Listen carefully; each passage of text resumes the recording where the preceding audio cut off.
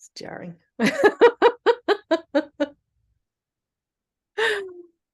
Okay. Um, Thank you for coming. I'm really excited to teach this. And it's so funny because I haven't taught it in a while, and and I love teaching it. So it's really an interesting experience to have folks come together and learn how to do this. And I love it. So I'm really excited for everyone to be doing this. Um, I am going to start just by talking a little bit about what it is that we're doing. So you have some sense because you're here of what it is that we're going to be doing. And I do talk about it in some ways that I think I found comfortable for myself. All and how when I started reading about it and exploring about it in ways that I felt made sense to me. And other folks teach different ways. So I do encourage you to explore other folks who do teach this, other publications and books and recordings and things like that, because we do all teach a little bit different. And for me, this is just a natural part of life. And so, that being said, I do have some things around ritual, I would say, when I first start setting my intention to begin a journey. And I do encourage folks to have some sort of ceremony, but it doesn't have to be a big deal. um, and what that means is some people call to the directions. Some people do a short, breathing exercise, and they just may honor their spirits. For me, I have a small altar set up. I usually have something placed in different directions. I have little tchotchkes down, or whatever you want to call them, that represent different spirit guides or power animals that I work with. And I definitely light a candle. I burn rosemary because I don't really like the smell of sage. Um, but and then it's my own rosemary, so I harvest that, and that becomes a part of it. I do put some spirits out. Today they're drinking vodka for some of my ancestral spirits. And so I encourage you to think about what you would do as sort of an opening ceremony every time you journey. And now there's a spiritual aspect to that. There's this really poignant thing that you're doing, this lovely honoring thing for the spirits that are going to come and that you're going to finally connect with. And however, it's also very practical. So it's a lot like warming up before you go for a run, and your body starts to prepare for what's going to be happening. And so it's a really great way to actually begin. It is part of the whole process. And also it is very special. And so creating some ceremony around that makes a lot of sense. And I have to tell you, no one's more surprised than me that I do have an altar and that I do all of these things and that I do call into the directions because, frankly, that was not me over 20 years ago. That's really what I was into. Um, so I do encourage you to do it, even if it's just for those practical reasons. But I do think that the more meaning and the more personalized you can be about it, the better. So this morning I did come in, I did all of those things, and I actually journeyed before we came here to ask for some guidance. And I do want to share what happened.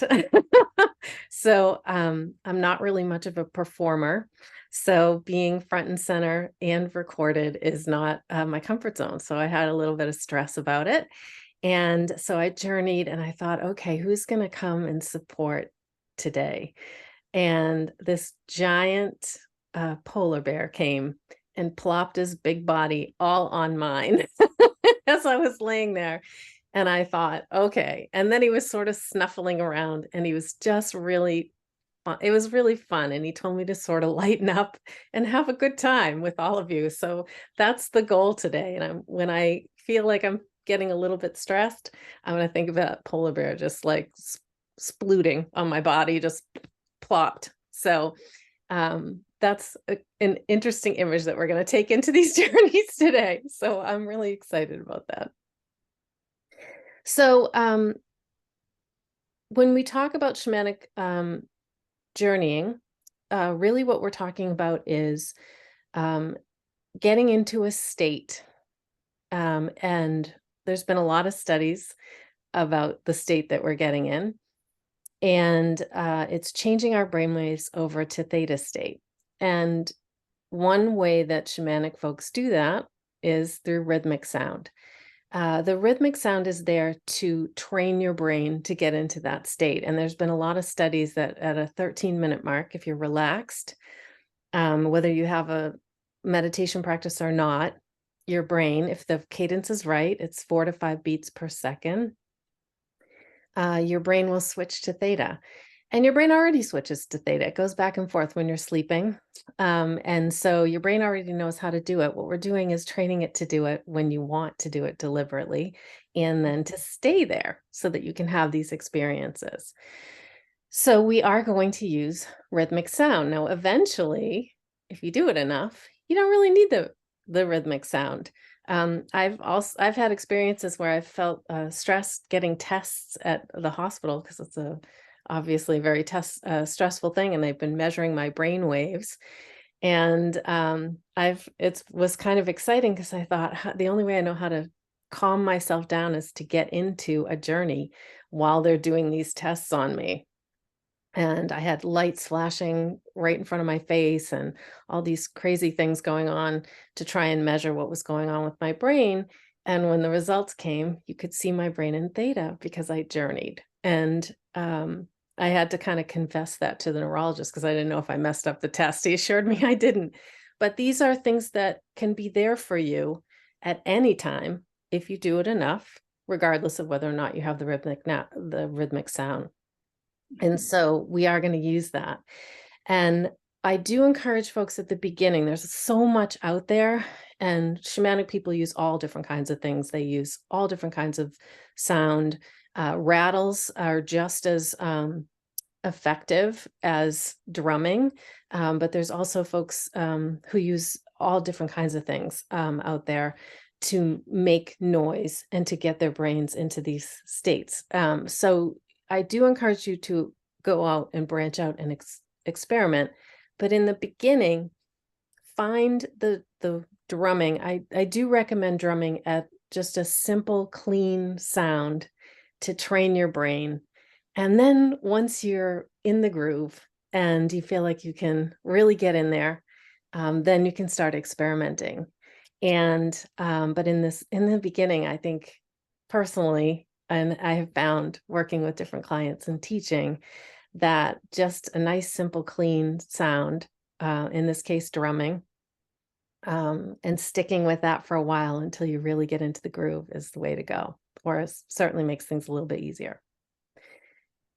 We are going to do our first journey, and we're not going to put a lot of pressure on ourselves about it.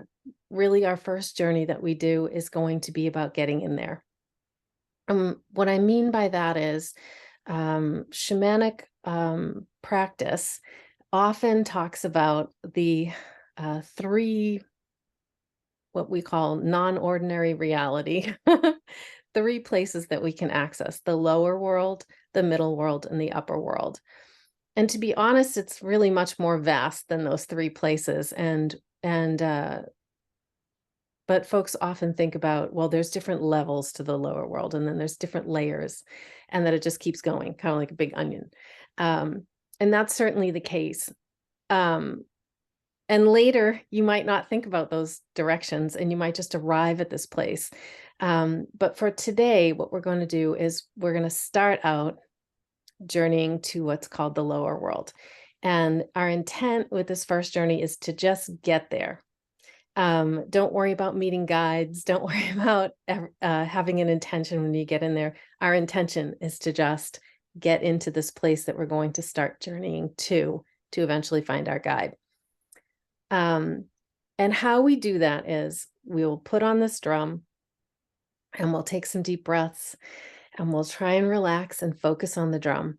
And then a nice, easy way is to think about a place that's real here in what we call the middle world, and then find an opening. So a good thing to do, what a lot of people do, is find a tree and then go to the base of the tree and travel down the roots, or find a hole in the ground in your backyard. I happen to have a meditation labyrinth in my yard, and there's a dragonfly stepping stone in the center. And folks who have seen this often tell me, I went out into your yard and there was a little handle on that, and I opened it up, and there were stairs. So I walked down into the stairs. So I know several people who use that as their entry point, which is delightful. And what you're going to do is you're going to start traveling downward. And now this is not Christian lore, so we're not traveling down into a fiery pit of a place. Although, maybe there's lava or whatever, your space could look the way it looks.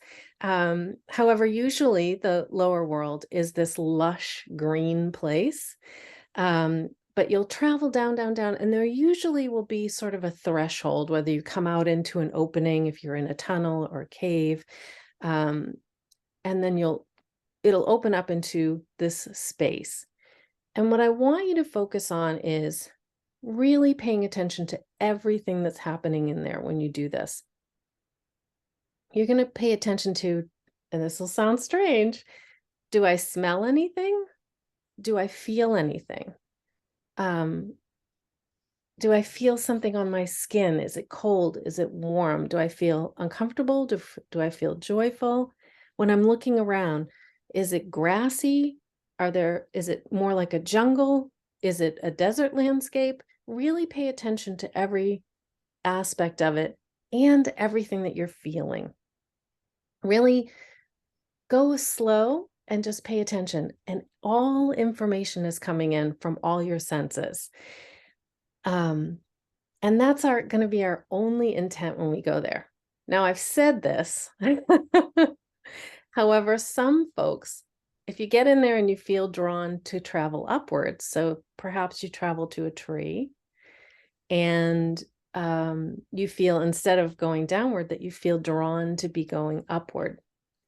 I'm going to tell you to follow that instinct and travel upward. And then I'm excited to hear about it. And again, a lot with traveling to the lower world.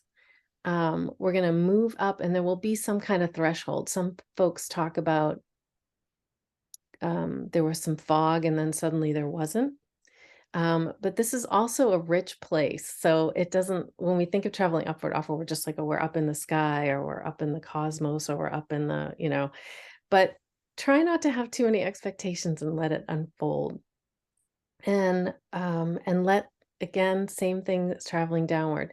Now you may see your guide, you may get in there and, our ultimate intent on our second journey is going to be to find our guide. But this journey, I just want you to relax. It's going to be the first journey of the day. And we want to take some deep breaths and get comfortable and figure out how this is going to work for us, because it's going to be different for everyone. And a couple things about the mechanics of that. It's great if you have a headset and you can block out external noise. So often, if you don't have a meditation practice now, sometimes the outside noise or distractions are very big. At first, they feel very distracting. It's okay. Sometimes hard, to clear mind chatter. Just bring your focus back when you find yourself doing that. Just bring your consciousness back to that drum again and take some deep breaths and just say, we're journeying to yourself. That's our intent. We're here journeying, and we're journeying to the lower world, or we're journeying to the upper world. But I do want you to focus, try and hit the lower world. But like I said, if you get in there and you really have to travel up, that's what I want you to do. So the good way of saying everyone's practice is going to be a little bit different. And that's an exciting thing. Okay, the other thing is, I mentioned it is earlier when we were talking about setting up for this class, that have our journals, because we want to honor the information we get by writing it down. But also because we may need to ponder what we see, and we may need to go back in and ask more questions about some of the information that we get as we go. It's not always 100% clear right at the beginning. For me, even, 23 years later, it's sometimes I'm like, well, I don't know what that meant. I'm gonna have to go back in, or I'm gonna have to think about it. But one of the other things that can help is to cover your eyes and to create darkness. And so it is so strange how huge of a difference it can make to just create sort of a blackout scenario and not have any light come in. It is completely changes things. So I do encourage you, even if you just throw a jacket over your face or a blanket, it doesn't have to be anything fancy, but blocking out light is huge, hugely helpful. So I do encourage you to do that. Okay. Um, how's everyone feeling? Are we feeling okay about moving forward with the first journey? Okay. Um, I am gonna I'm not gonna do a full ceremony for when we open, and the reason is because I want you to create your own. But we are gonna take a minute before I start the drum, and we're gonna take some deep breaths, and we're gonna kind of take a second to make sure that we are fully present. And one of the ways that we do that and this is a lot like how I open for the journey group that I run once a month, um, is we just take some deep breaths and we kind of go inward and we focus on where we're feeling some tension in our bodies and we work on releasing that. And one thing about the drum is you'll start to hear the drum after we do the opening, I'll start the drum up. And you'll know you're going to travel in, take a note of all the experiences that you are having in there. And you'll hear the cadence of the drum change. So the drum will kind of stop and then it'll kind of slow down. And that'll tell you to come back. And when you hear that, you just retrace your steps and come back out. If you're in there and you feel some discomfort and you don't want to be in there anymore, just open your eyes and come out. And at the end of it, we'll talk about what happened. And I will say that you are really in control in there. Okay. So you go where you want to go. You interact or don't interact with things that you do or don't interact with. Now, when you go in there, one thing I do want to say is this is a new landscape. And so just go in and visit. And what I mean by that is this isn't the time to take anything into your body. So when you go in there, I want you to use the same kind of judgment in there that you would use out here, the same kind of common sense. So when you walk through, if you walked somewhere and you saw a cookie laying on the ground, you wouldn't pick it up and eat it. So don't do that in there. Okay. Um, and don't do anything that feels uncomfortable, that you don't want to do. You don't have to. But also, I do want you to think about it a landscape where you have to use the same kind of good judgment that you do out here. So on this first journey, especially, don't take anything into your body. Don't eat anything. Just go in, observe, and just focus on this place that you're going to be journeying back to a few times today and really get to know it. And this is your first jumping off point. Okay. So we're going to take a few deep breaths, and everyone, I want you to get comfortable. And then we're going to do a little bit of deep breathing, and I'm going to do a little bit of thanking of spirits for being with us here today. And my polar bear in particular, I have some incredible gratefulness for. And then you'll hear the drum, and we're going to find our point to travel down to the lower world. And we're just going to find our spot. Okay.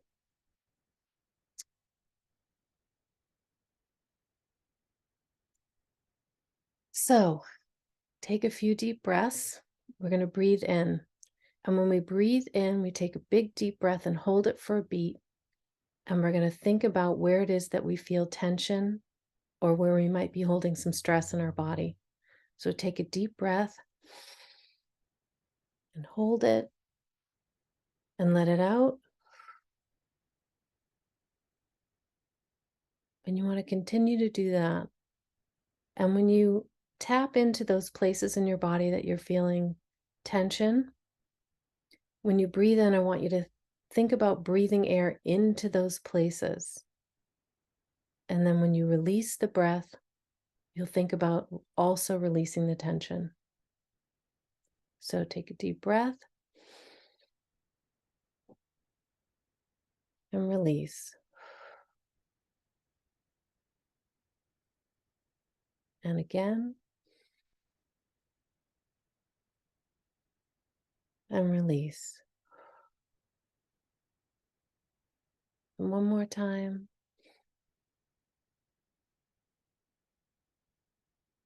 And release.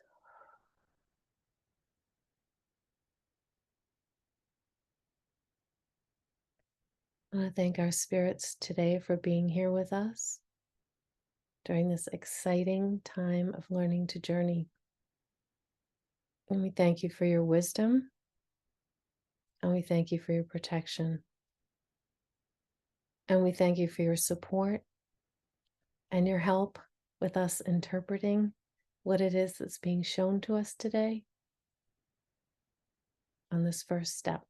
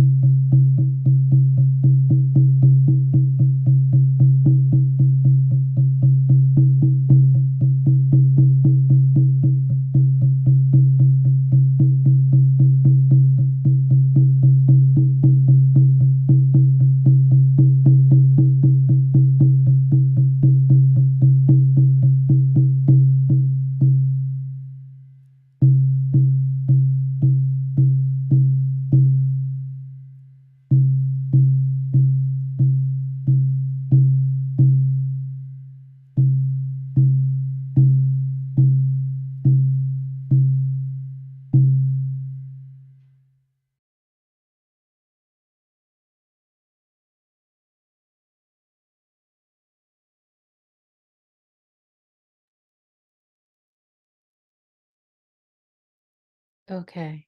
I want to give folks a couple of minutes to just write down their experiences. I'll be quiet a little bit for that.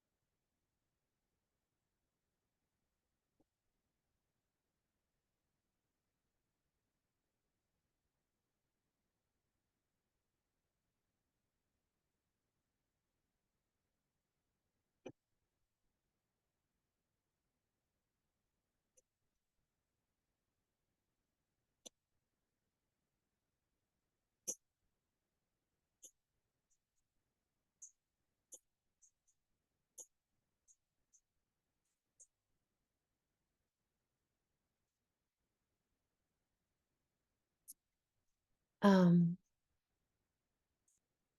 I'm going to do something a little bit different since we're online. One of the things about taking a class that's really great is we hear the experiences that other folks are having. And that can be a really great thing. We learn from each other. Every time I teach, I learn something new. So that's really exciting. However, some folks don't always want to share, and that's okay. I hope as many of you will share as possible, but I do also know that sometimes some very personal things come up in journeys, and so you're not required to do that. It'll just mean I'll tell more stories. um, but I am gonna call on each of you for this first round so that we can kind of introduce ourselves to each other. Um, and I'm going to tell you that when I used to take classes with folks, I hated this part. So, and not because I didn't feel like I thought everyone in the room was nice, but just because I'm really introverted. And so I always got a little nervous doing it. But I think for learning online, that's a good thing to do. You can turn your camera on or not, whatever you're comfortable with.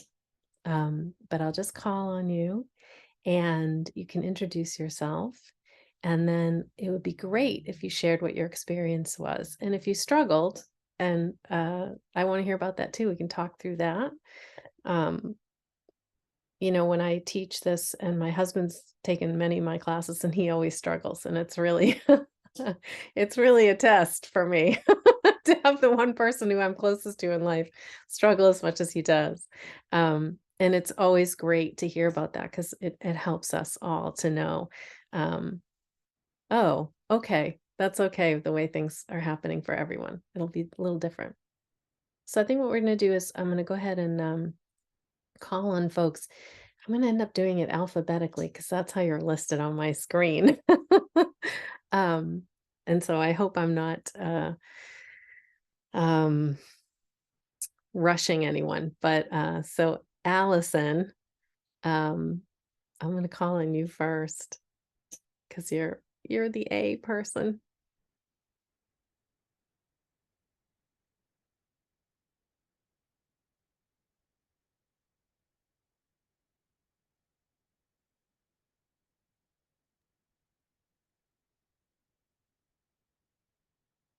Oh,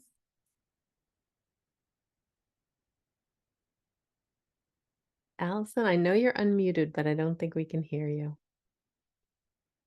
It wouldn't be a Zoom call without this, right? It wouldn't be a Zoom call without some kind of technical complication.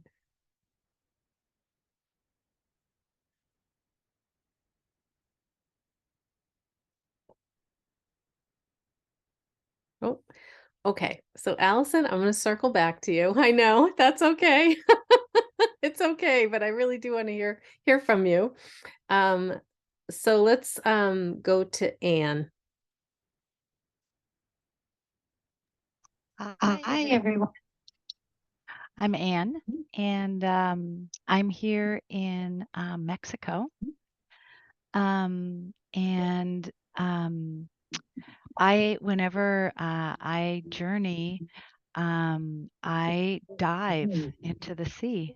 And so that's where I was. And in that, I think one of the most amazing things was the first thing that I saw was a cell, like the building block of the universe, cell. And I saw them all over as if creation was happening. And I guess the other thing I'll share is that I experienced some amazing images, and much of what you would think about seeing anywhere, like the Aurora Borealis was there, the mountains were there, many tails of fish moving through the water. I did experience a couple of images of human expression, and one was in service to another. Um, and I think I'll stop there. Thanks. Thanks so much, Anne. All right. How about Asa?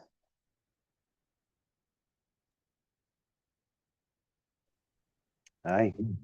Hi.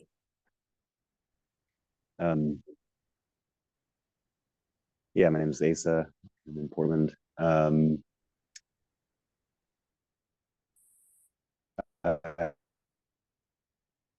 I like when you were talking about being the point of ingress, I started thinking about this oak tree that's in I think it's Willamette Park in South Portland. It's near 300 years old.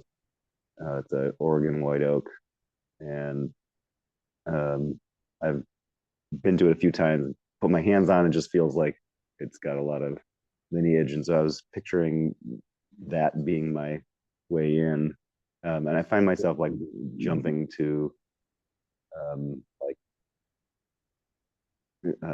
just like being in like and so I was wanting to just like slow down and um, focus on the details of the journey inward. I'm not sure how much time we were having, but I found when I was doing that, I was getting distracted by like um, the process. So I was just trying to like stay with it and um, stay slow on like the journeying inward. I was picturing like um, a, a crack in the trunk that I was like climbing down into and like working my way down in through the roots. Um, so yeah, so I was picturing, what I was feeling. Great. Thank you. Betsy. Hello. Um, I am Betsy. I'm in Costa Rica. I struggle with visualizations, and I kind of forgot that was going to come up for me. I don't know how. So yeah, I get a little anxiety because I feel like I'm not good at visualizing. But I went into the tree and I went down like this slide, and then there was like a door and I didn't go in it, and I stayed there. So that's what happened. Well, I'm going to talk about that for 1 second, about, feeling like you're not good at visualization. And this is why it's so good to share. So this stuff works the way it's going to work. And I know people often think, oh, it's supposed to be this sort of linear story where there's a beginning, a middle, and an end. And I did this, then this happened, then this happened. But for a lot of folks, and I will say for me, it's sort of all over the dial. It works different ways. It doesn't work one way all the time. But some people just get impressions when they get down there, or they'll see symbols, or they'll feel something. And so this is why we say pay attention to everything. So it doesn't have to be visual. And I know that's, these are some concepts that sometimes we're like, well, how does that work? When we start talking about time from a shamanic perspective, also it starts to get pretty confusing. What do you mean time's happening all at once, or time is happening, but it's not in the way that we think, in a linear way? So, you have to just keep journeying in order to let go of the stress and feeling like you're doing it wrong, or you're not good at, like you said, not good at visualization. That's okay. You just let it be what it is. And if you journey and all you get are flashes of, thoughts that just suddenly press into your mind in this sort of urgent way, or these feelings start to well up when you're in there, it's all information. So it doesn't always have to be visual. Yeah. That's really helpful to hear. Thank you. Good. And it's not wrong or bad. There are some folks I know who journey and they come out with a list of just words, and there's like, 9 things or 10 things. And sometimes when I run the classes, people say, I don't think I did it right, and I don't think I got in. And I say, well, what happened? And then they go on for 10 minutes and tell me all these things that happened. I go, why do you think nothing happened in there? I don't understand. So, if we think about it, it's all information coming in. So and I'm a little excited that it's going to work that way for you, because we all get to, I hope you'll share, but no pressure. You need to share what you want, and what you feel comfortable sharing. But I will say that's kind of exciting. So, yeah. Okay. Well, we'll see. Thanks. Yeah. Okay. Karen. Hi, I'm Karen. I'm in Portland, and I also struggle with visuals, so good to know I'm not alone. I'm down in Mount Tabor, Portland. Wasn't very deep, like it was almost like I hopped down, and only part of me was underground, and then I kind of was like trying to, my mind was trying to urge the image along, and that's where I was started losing it a little bit, or feeling like I had some sense of maybe tunnel sliding, and then my mind was like, well, let's go in somewhere else, and then I pictured somewhere else, and then I just tried to kind of come back to my body and stay with the relaxation, and it almost felt like dreamlike. Like I don't remember a lot of it, but the one thing that came really clearly was, and I like, yeah, it wasn't very visual, but I think I was in a field, and I heard like chanting, and I almost was like, this isn't the journey, I'm just hearing it. I had to be like, no, that is not what's happening in this. And there was the word was freedom, but there were more words, I don't remember them, and there was kind of like a singing, chanting, like a lot of people chanting. So that was the main thing I heard. And then there was another impression when I came out, was that maybe I high-fived someone. I love that. Yeah. Oh, Karen, thank you for sharing. That's super exciting. hearing things. So there's, there are some things that we have that are just a part of our own makeup, that some of us are more clear audio, some of us are more visual, some of us are, all different kinds of things. And I'm super excited about the chanting and hearing things. That's really exciting. All right, I'm going to geek out for a minute because I'm just really excited at the breadth of experience already. We're not even halfway through the group. But that's really awesome, and I'm excited to see what the rest of your day is going to be like. So that's really just very cool.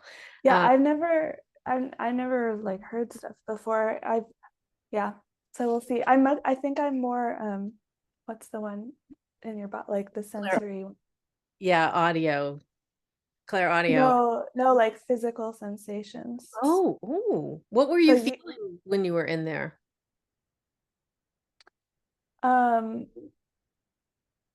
Yeah, my head gets really involved. So I came back to the relaxation and just kind of like I had a couple of like releases, like shaking, which that is really common for me. And yeah, but I was also lying down. So I don't know, it felt much more dreamlike, but I just haven't had clear audience before. So this was interesting. All right. Thank you. Eric. Hi, Sarah. I'm Eric, Oregon. Yeah, I struggled to get out of what I felt like was my mind in this one.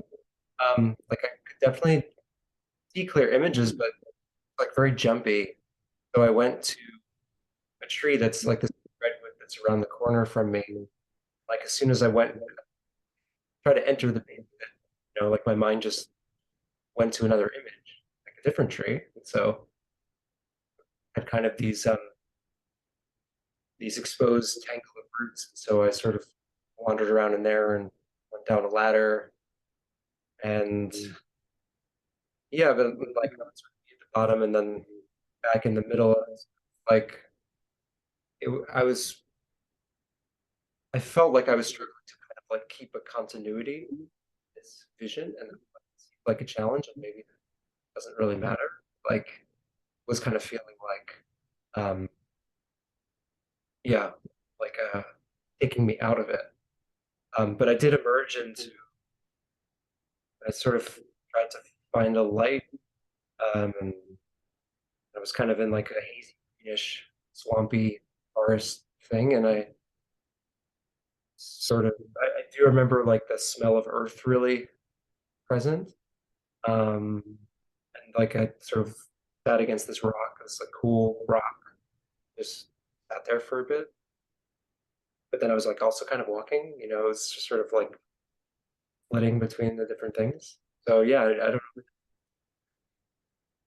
Okay. That sounds good, to be honest. There's going to be some of that. You talk about it jumping around. And just like I said, people aren't doing it wrong. You know what I mean? Those are all normal things to be happening. I just find that really I'm kind of excited, and the rocks and the swampy area and things like that. So you had a lot of different terrains out there. And so that's also some information, again, just things to think about. And this is why we write it down, because when we look back on it, and sometimes when we journey, we'll come out, and if we don't write it down right away, they're gone, And so it's when you write it down, even if it's just a few keywords to remind you of what it is what happened in there. And then you go and reflect on it. And so the jumping around is probably part of the information that's coming in, and you just need to reflect on that and determine what that's about. The great thing about doing this kind of work is that you're the only one who can who can really interpret it. And that's also the challenging part, right? But it's also just really direct information with no one else, trying to tell you what it means. And for me, that's the direct, coming from the direct source in ways that are very personal to me, is the thing that really resonated with me at the beginning, and but every little thing is information. So it's good to write that down and reflect on that. Thank you so much. Okay. Hannah. Hi everyone, I'm Hannah of Portland, Oregon. Yeah, I had some similar experiences to Betsy and Eric. It sounds like my immediate thing that came up was like, oh, I'm not gonna be able to do this right because I can't visualize. And that was definitely there for me at the beginning. And then I was trying to choose a tree, and like I went around to a few different trees trying to find the right tree. And then I was like, okay, whatever, let's choose a tree. It was a tree from when I was a kid in my backyard. And then I got really caught up in the details of like, am I digging or am I apparating, or like how, like, are there roots flying everywhere in dirt, or am I, like, it's like a movie and figure out like how it was going to work, ladder or hole or anything. And so then I remembered you said try going up the tree, so that was easier because I've actually like climbed up a tree before, so that seemed more like my brain could handle that. And so I climbed up a tree, and then I was kind of in a canopy where it felt like I didn't really see up, but I felt like it was in a canopy, and I felt like I wanted to like jump and fly. And so I did that for a while, and then my brain was like, you're not really flying, you're just like imagining this. And so then I just like kind of settled into the rhythm for a while, because I realized I was getting so hung up on what was happening. And then as I was just settling into the rhythm, I started to, my tongue tingle, which happens when I'm like doing Qigong and acupuncture. Okay, so something's happening here. It's like this sensation I always get when things are moving in my body. And then what else did I write down? Then I started seeing some like very short like flashes of images, like faces came out, people that I didn't know. And then the most clear image that I remember was a close-up of hands dancing in the light. Really beautiful. It was just really quick, but I was struck by that. And then I also, like Aaron, I started to hear singing in the rhythm, and then kind of talked myself out of it. I was not really hearing that, but that was beautiful, hearing the chanting, the singing. And then yeah, the other thing that I noticed was just the drumming felt so good in my body. It felt like it was beating tension out of my body, and I kind of just wanted to listen to it forever. So I was sad when it ended, and I wanted to go back in. So yeah, it was a lot. It's good. Thank you for sharing that. I'm going to talk about this real quick before we go to the next person. And our rational brain is going to kick in a lot, and it's okay. It's normal. When we start to do this work, we're sort of walking in another world, but we're also in this one. And our rational mind is very strong, and it's here to keep us safe. And so it's going to do those things. It's going to talk you out of what you're seeing, and it's going to say things like, you're just making this up. All those things, all normal. Everyone who's ever done this journey work has to work through that. And thankfully, it's a great part of your mind that is keeping you safe. And so you can listen to it and say thank you, and then keep moving forward. But it's actually a really great part of yourself. But don't let it get in your way.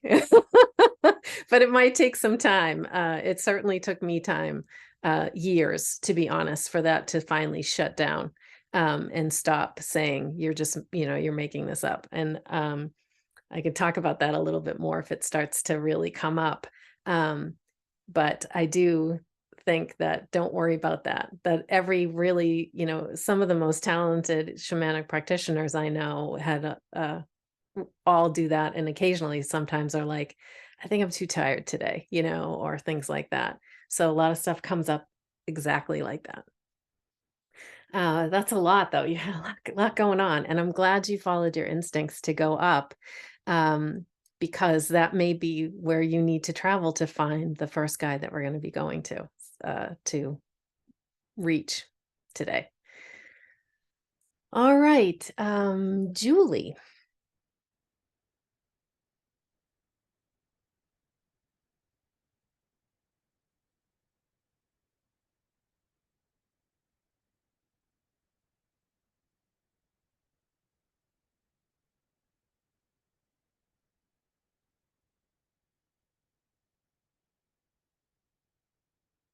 Okay, so we're going to move on to Kelly because I'm not sure what's happening with Julie. So, Kelly. Hi. Yeah, I'm Kelly. I also live in Portland. Yeah, I felt like my rational brain was definitely very present, and that's been something that I've experienced in the past with attempting to like it reminded me like what you were saying about like hypnosis and something I'd done previously when I was in Guatemala. And I really felt like I was trying to find like the right tree. And then like at first I was just trying to picture a tree outside my house. It's really beautiful, cherry tree. And then I found myself like randomly in my grandmother's backyard, like under this apple tree. And I hadn't thought about that in years. And then randomly I was in my child's backyard from like that I haven't thought of in years at this like patch of like a circle of dirt where I used to plant trees, and I would plant like or I would bury like my deceased pets. And I was just like, what? And where did I get here? And then I think my brain was like trying to like rationalize like how I was going to journey down. And then I, was like trying to call into my guides to help me. And I don't really even know who they are. And, from like our conversation and experiences I've had before, then I was like, oh, okay, like my dragon is here. But then yeah, I just kept kind of having these flashes of like rational thought, and I found it really difficult to like see anything. And so then I just started to focus on the drumming and just kind of like try and clear my mind. And I had this like sensation of falling. Like I really just felt like I was like falling. And yeah, I think I started to get into it, and then I would think about it and kind of come out of it. And then right around like when I felt like I was starting to really like sink into all of that is when everything stopped. So I was like, oh darn.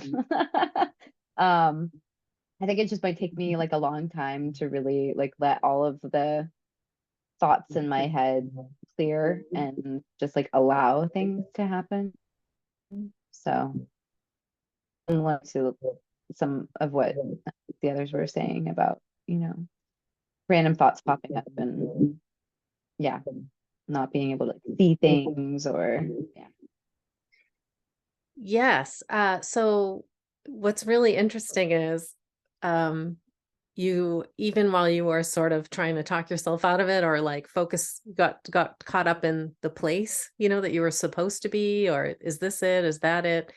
In the meantime, you were in places that I think are significant. And some things that really struck me were, I hadn't thought about this place in years. What am I doing here? So that's a lot of information, and again, these are things where if you write them down and you think about what that might be trying to tell you, in terms of coming through.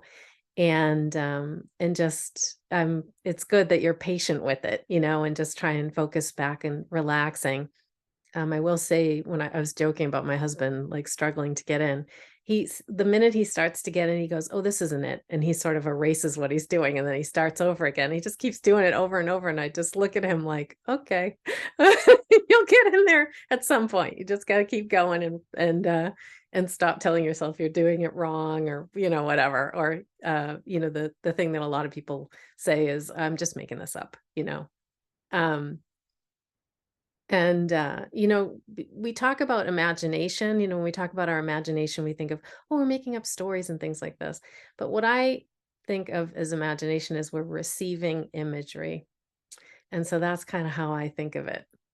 And when we let go and we think about it as receiving something rather than something we're driving, it can kind of free you up to let it be what it's going to be. Thanks for sharing that. I'm just really intrigued by the grandmother and the apple tree and where you used to bury your pets and the circle and all this stuff. That's so much stuff. So that's exciting. I think we're at Patricia.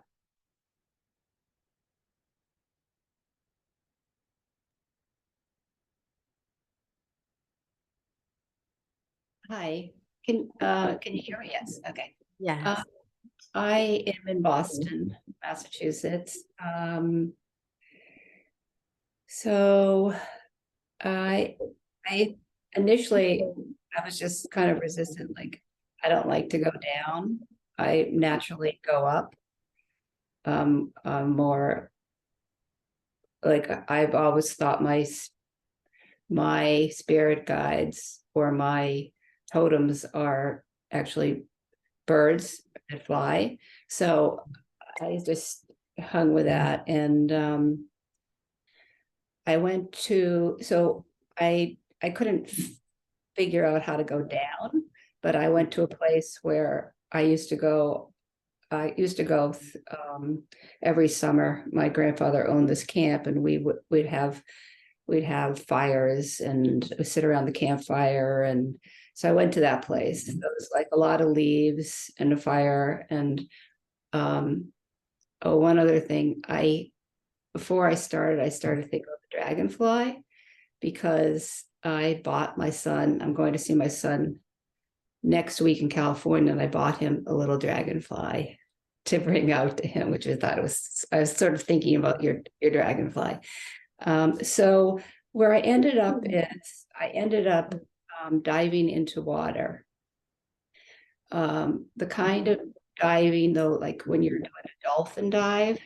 So not like running into water in a hard dive, but just dolphin dive. And then that feeling of suspension of when you're not, like when you're in the water. My thing was feeling, basically. I ended up feeling.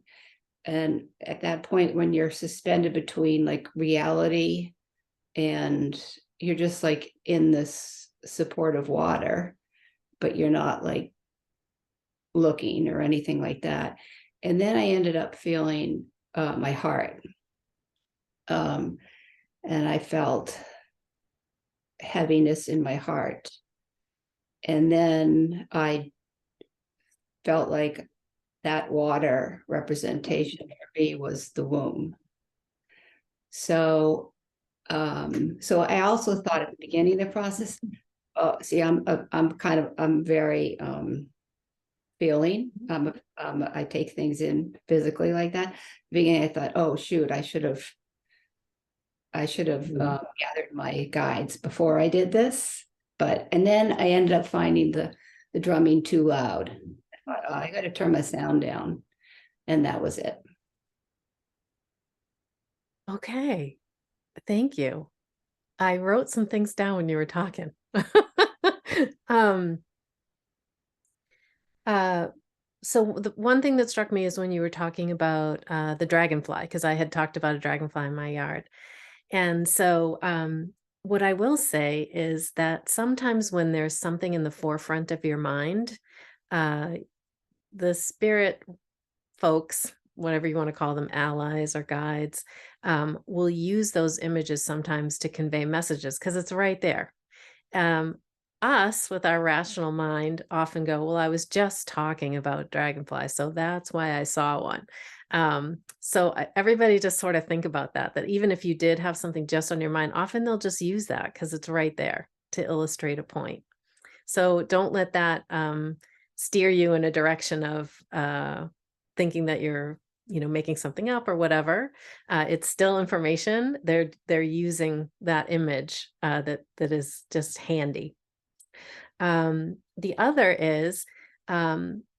is feeling that your guides are birds. Now, you should absolutely follow your instinct on that. So your guides probably are birds. And what I would say is, the only thing I would say is it doesn't necessarily mean they're up in the sky. There are birds actually in the lower world. There are human-like guides in the lower world. There are animals in the lower world, just like there are in the upper world. And so there's no restriction or limit. I know that's us, we think that birds fly up, so we must have to go up to access birds, but there are birds in the lower world, 100%. But there are also birds in the upper world. So again, follow all your instincts on that, but I just want to make that clear too, because that's our rational mind, again, deciding where they reside. And then the image of water coming up for folks. And I love this because this really does illustrate how only your images have meaning for you. So I will share personally that when I see water and I have to go in it, I go, in my heart, I go, oh shit. Because I'm not a good swimmer. And when I have to go in there, I inevitably see things in there that scare me in journeys. And then I know I'm going to have to open something up in myself and deal with something that I find that's going to cause me some fear or maybe some anxiety or stress. I always do it because that's just who I am. I kind of want to get everything done. I'm very active when I'm in there, but I'm just always like, oh God, I have to go in water. No. But for someone like Anne, it's the most joyful place she can be is in the water. And when you were talking, Patricia, and you talk about being in the womb and things like that, I just am like, the imagery is so different for all of us, which is why, and this is a good thing to bring up now, which is why when we work with power animals, it's better to work with them one-on-one and not use books. Sometimes the books can be great as a starting point, but it's limiting. And it's also your relationship with these beings is very personal, just like my relationship to water in a journey is way different from, say, Anne, who's a great source of joy for her. So ironically, I love to visit the ocean here on Earth. I just don't want to go in it. Okay. Wendy, who's always going to be last because you have a W. Maybe I should work the other way next time.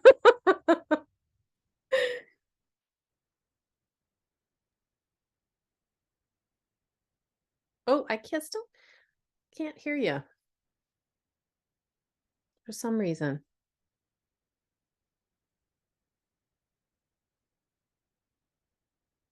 Hang on, we'll do this one thing and then I'll ask you to unmute and it might prompt you.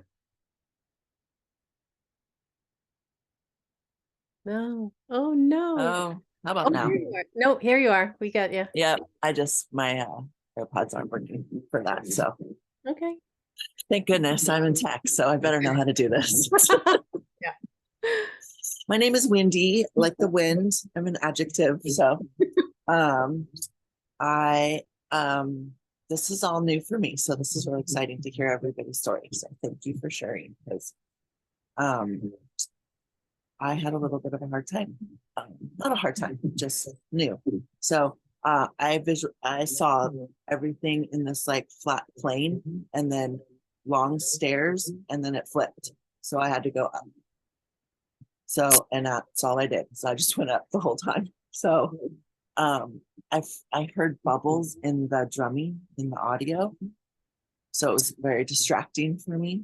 And so I just kept trying to focus back on the drumming. And so that was interesting. But there's just lots of stairs. And then afterwards, that was interesting because it was really like my whole body was tingly and like floating. So I just climbed up the stairs. All right. That's good. That's enough. You Yeah. know, this is why we do it in stages. Just briefly, I'm going to share a couple ways that I've gone down to the lower world because they're really all over the place. I used to go to this place that looked like this open field, and there was a massive tree in the field, and it had like a Dutch door in it. So there was a door, and I would go into this tree, and it was like a little, like Winnie the Pooh's house. It was like this, it had a fireplace, which is like bizarre. Why would you light a fire inside a tree like that? Crazy. And then there was this little area where there were some stairs, and I walked down these spiral stairs, and then I was like, it almost felt like I was in catacombs. So it was like a dirt tunnel, and it had like those construction lights, hanging, and I just would follow the tunnel. And then I would come out into this area that was the lower world, and I was on the edge of a cliff, and then I would have to climb down, and then there were so many large cats, and I have to tell you, this was stunning to me because I really thought of myself as more a dog person. So to get down there and just see cats everywhere, I mean, it was like sci-fi, so many big cats. And I thought, okay, this is strange, but then also, because I'm very urban, and Patricia in Massachusetts, that's where I'm from originally. And I grew up very urban. We did not camp. We didn't do those things. And I spent most of my life in cities. And this is before Harry Potter came out. And I would literally walk down Massachusetts Avenue, which is between Arlington, Massachusetts and Cambridge, Massachusetts, which is one of the busiest roads going. And all of a sudden I would turn and walk through the wall of a building. And when I got through which was strange, and then I got through the building, and it looked like there had been some kind of earthquake. So there was all kinds of like rubble of buildings and concrete and things. And I would just pick my way down. And then there was this long hallway that it was all glass, and I could see vegetation kind of growing, and it looked sort of ancient. And then I would come out, and I would be in this beautiful place, and there was a mosque and a soup kitchen and a fountain, and then that became a jumping off point. It was crazy. So a crazy feeling. That's probably not a great word to use, but I used it.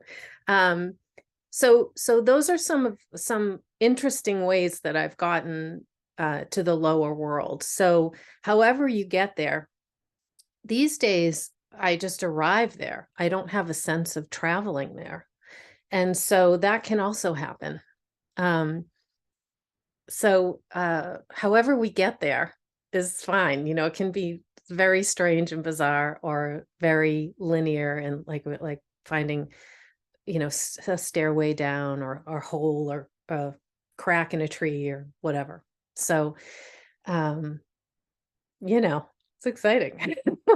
What's going to happen next, I just want to check in with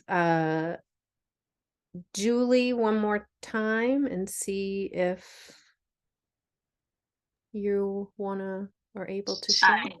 Hi. Can you hear me now? Yes.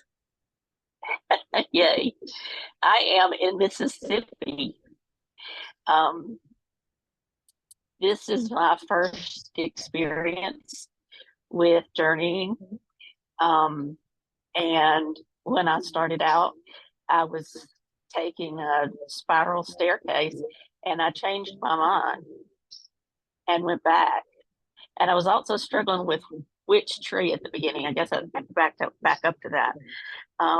But then I settled on, like someone else said, a tree from my growing up years, a great big magnolia where I could sit on the bottom branch. And so I tried those spiral stairs, backed up, and then there was a slide, like a childhood slide. And I took that, And I could feel the breeze as I went down, and I felt that sudden stop that you feel at the bottom. And I sat there for a long time and just felt the grass around the bottom of the slide. It was very green. There were herbs I could smell. There were ferns. There were great big green leaves of some type. And there was a path off to the left. And honestly, something very similar to this had already appeared to me in a dream earlier. So I found that interesting. It wasn't exactly the same, but it was really, really similar. Wow, that's fun. I wonder if I'm sitting here thinking on my at my age, if my body would tolerate going down a slide these days, because it sounds like if I remember really liking that. But that sounds really great. And all the green and the smells, that must have been really lovely. So I'm glad you noticed all of those things. Yeah. Okay, I'm just going to check back in with Allison.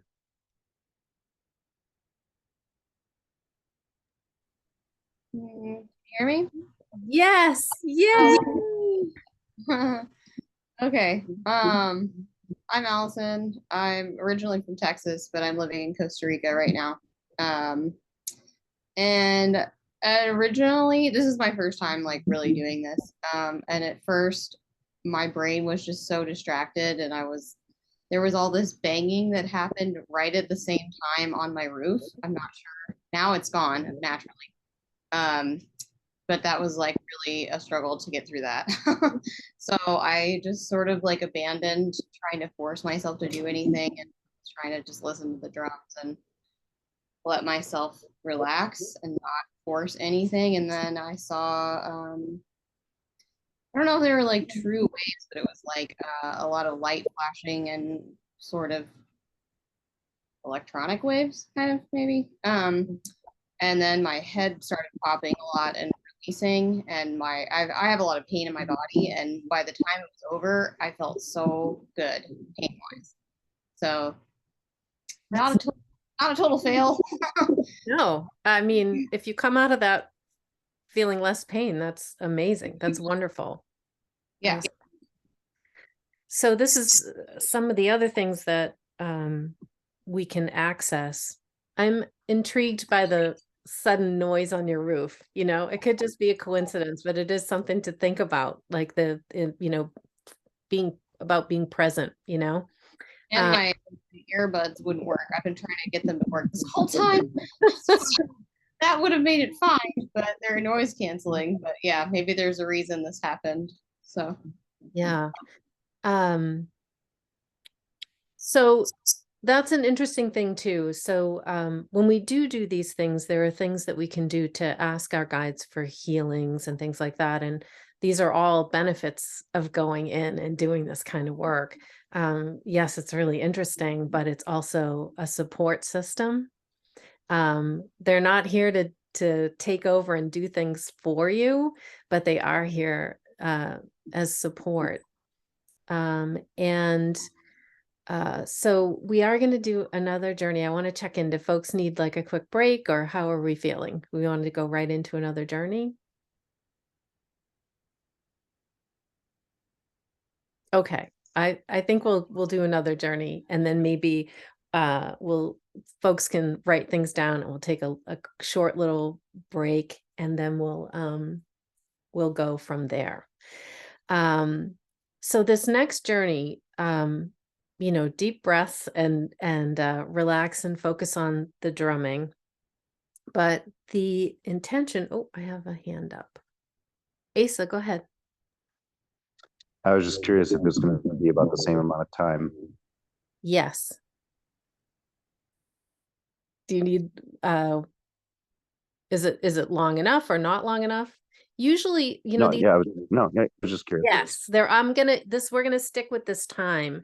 And in the interest of, what we want to do is pick something and stick with it and give ourselves the opportunity to move forward rather than changing things, you know?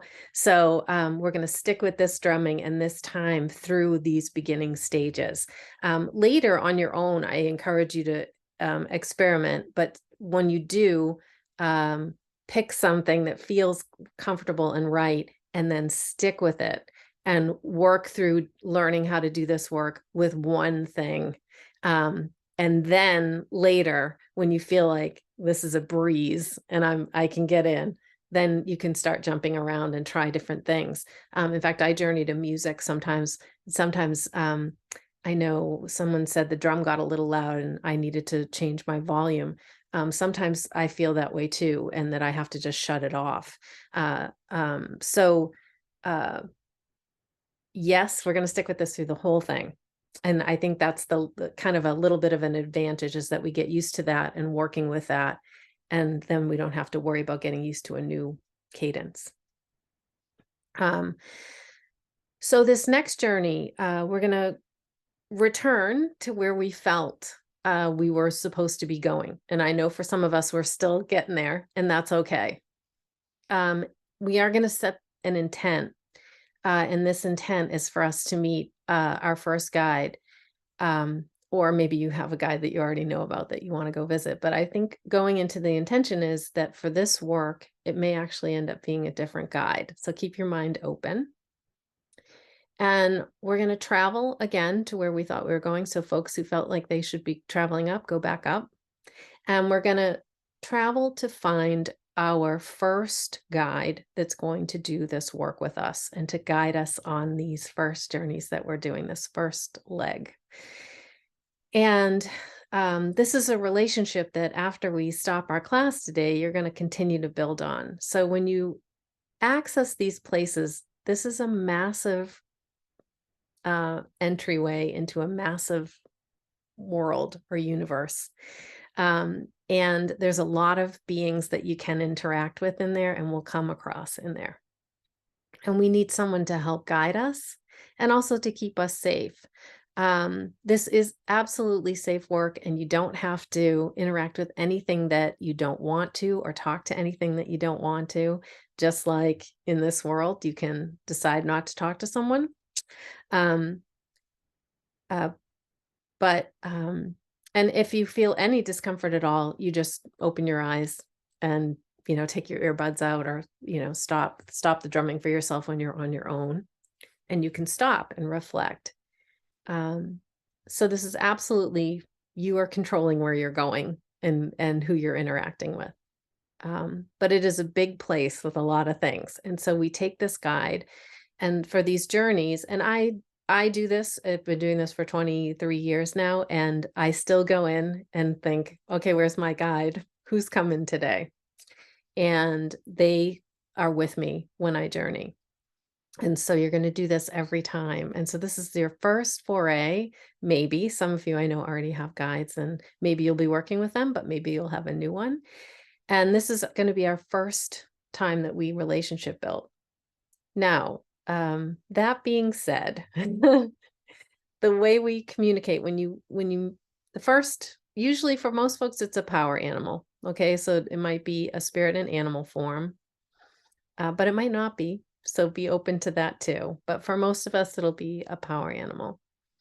Now, you're going to ask it if they're the guide, because not always the first thing that you interact with is your guide. And if they're not, just keep going and to find who your guide is. You might even ask them, well, can you lead me to my guide? If you feel comfortable with that being that you interact with. So then you're going to ask them. Now, not all of us hear words. Not all of us are going to see their mouth moving. I certainly don't when I see my power animal. Sometimes I hear voices, or sometimes I get images, or sometimes I just understand what they're trying to tell me, even though there doesn't seem to be any vocalization, or sometimes they'll show me images. So what I tell folks is, you are meeting someone and you speak different languages. So in real life, if you met someone who spoke a different language than you would have to muddle through communicating with each other. And there would be a lot of different ways that you did that. And over time, the more you interact, the more you begin to understand each other's language, and the easier it is to communicate. You'll have a shorthand for it because you've done it so much. So it might go in and be very easy. It might go in and be challenging. All situations are normal. And I will say one thing, a lot of classes out there will say you go in and you ask your guide the name, its name. I will tell you that for years, I never got names. And I was sort of like miffed that everybody was like, oh, I went in and I met my guide and this was its name. And then we had this big conversation, all these things. Well, that was not the case for me personally. I didn't get names for years and years and years. And they kind of got sick of me asking, to be honest. And a lot of what I was told was, I've been called a lot of names, like names don't really matter. But when I started to become a practitioner, I said, can I have names, because I keep calling you like the linebacker, because I don't know what else to call you. I'd like to call you something else, because it was just a very big guide. So I used to just sort of make up nicknames for them. I had one that I used to call the slam dunk, because we interacted so well together that I always could understand what he was saying easily. And so finally they said, okay, here are some names that you can use. Now, some of them I think really are their names. Some, I think they just made them up on the spot for me. So don't get hung up on that part of it. Maybe I'm personalizing a little too much on that based on my experiences, but it was very frustrating for me. And so I just want to make it clear that if you don't get a name, don't worry about it. There's also some, I think, kind of misinformation about, oh, well, you're not supposed to reveal what your power animal is or who your guide is, and you're not supposed to tell people. If you do, then they won't work with you anymore. That's very strange, and I don't know why people think that. I do think that you can ask them, is it okay to tell people? But generally speaking, most of mine don't have a problem with it. However, I do consider these very personal relationships. So I don't just run around town telling everybody, it's the conversation appropriate, but that's just for me. And so these are, like I said, personal relationships, and you will know if you feel comfortable talking about it or not. And so here is where I'm going to move into letting folks share as they want. And I'm going to really encourage you to share, because you can see through this first when I called on folks, and I'm so grateful that you all felt comfortable sharing.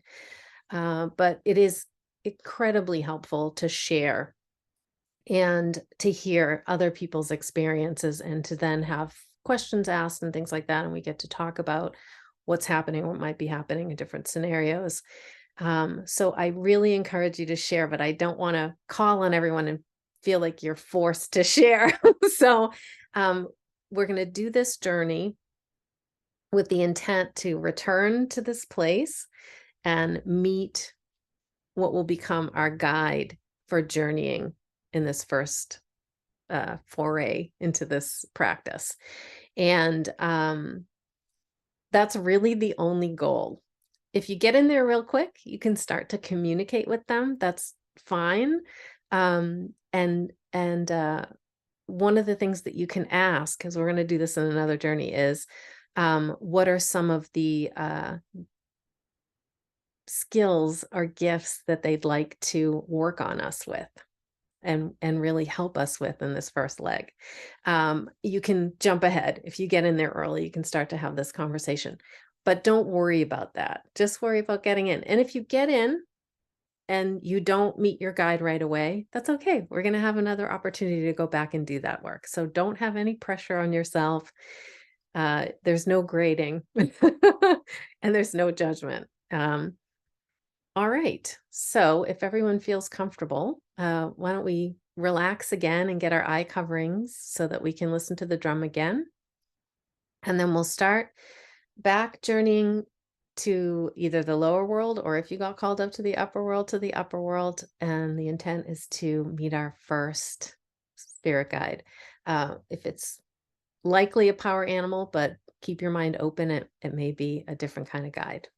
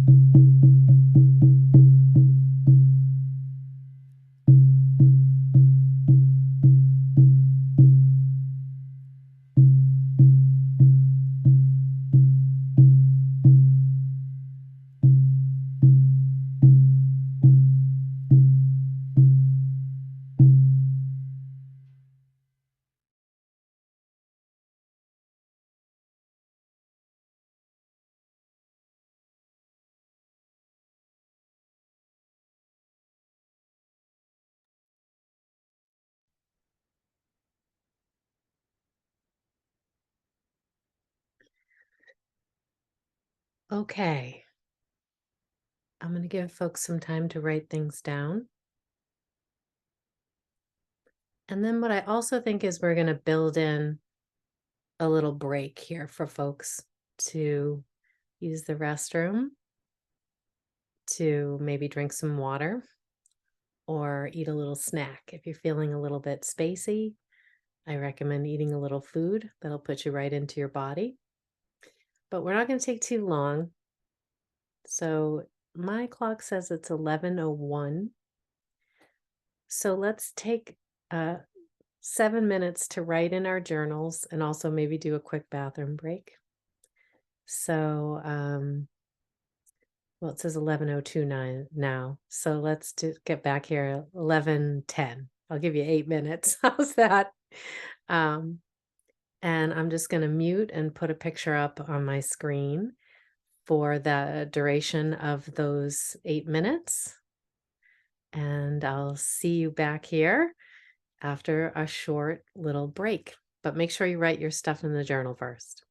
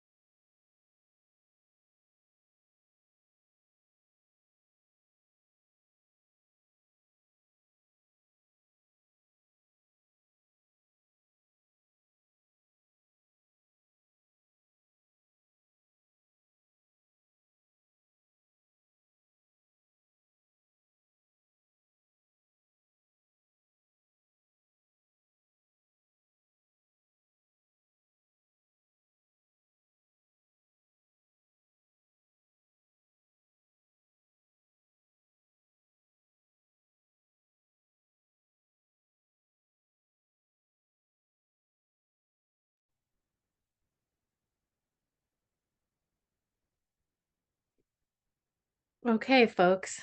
I hope we're all back. Hard to tell.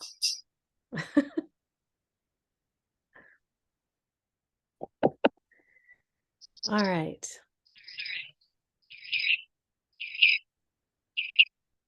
So I am going to ask if anyone is up for sharing.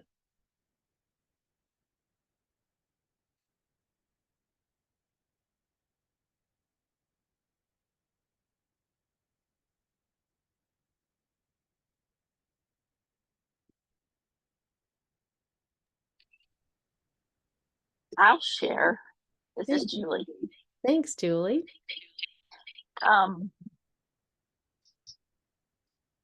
My animal guide is this amazingly powerful but kind elephant.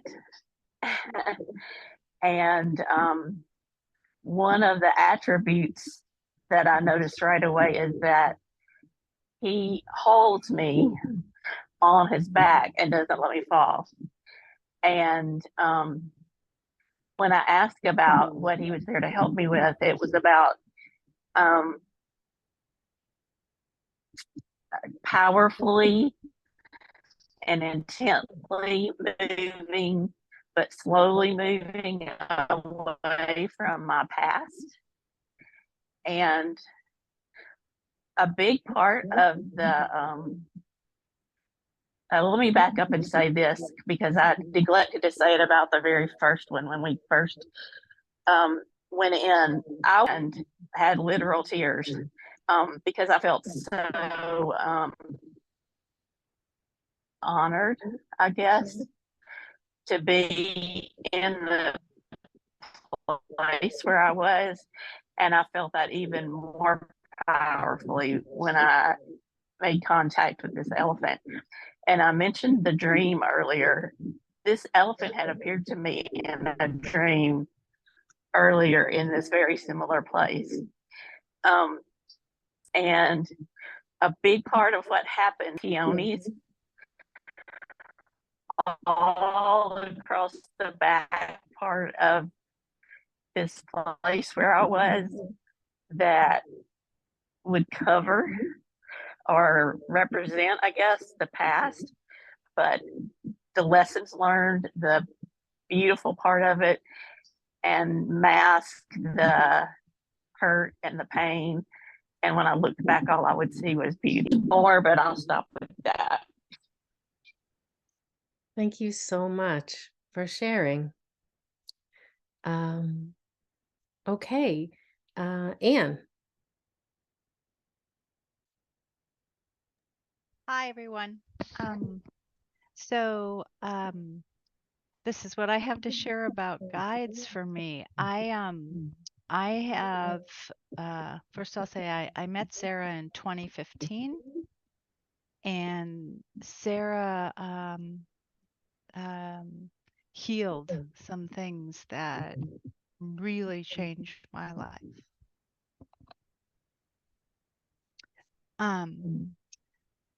When I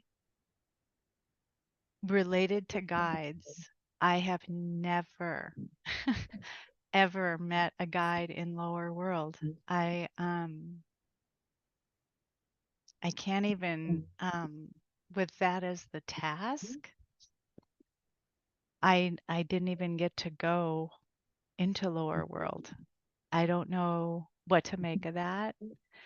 That's been going on since I met Sara in 2015. I don't know. I wouldn't say I'm an avid journeying, but I have practiced with different people, but I have never.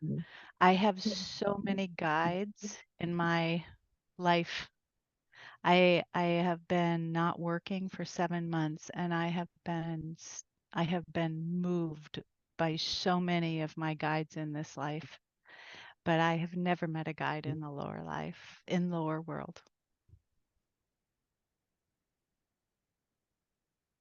Okay, thanks, Anne.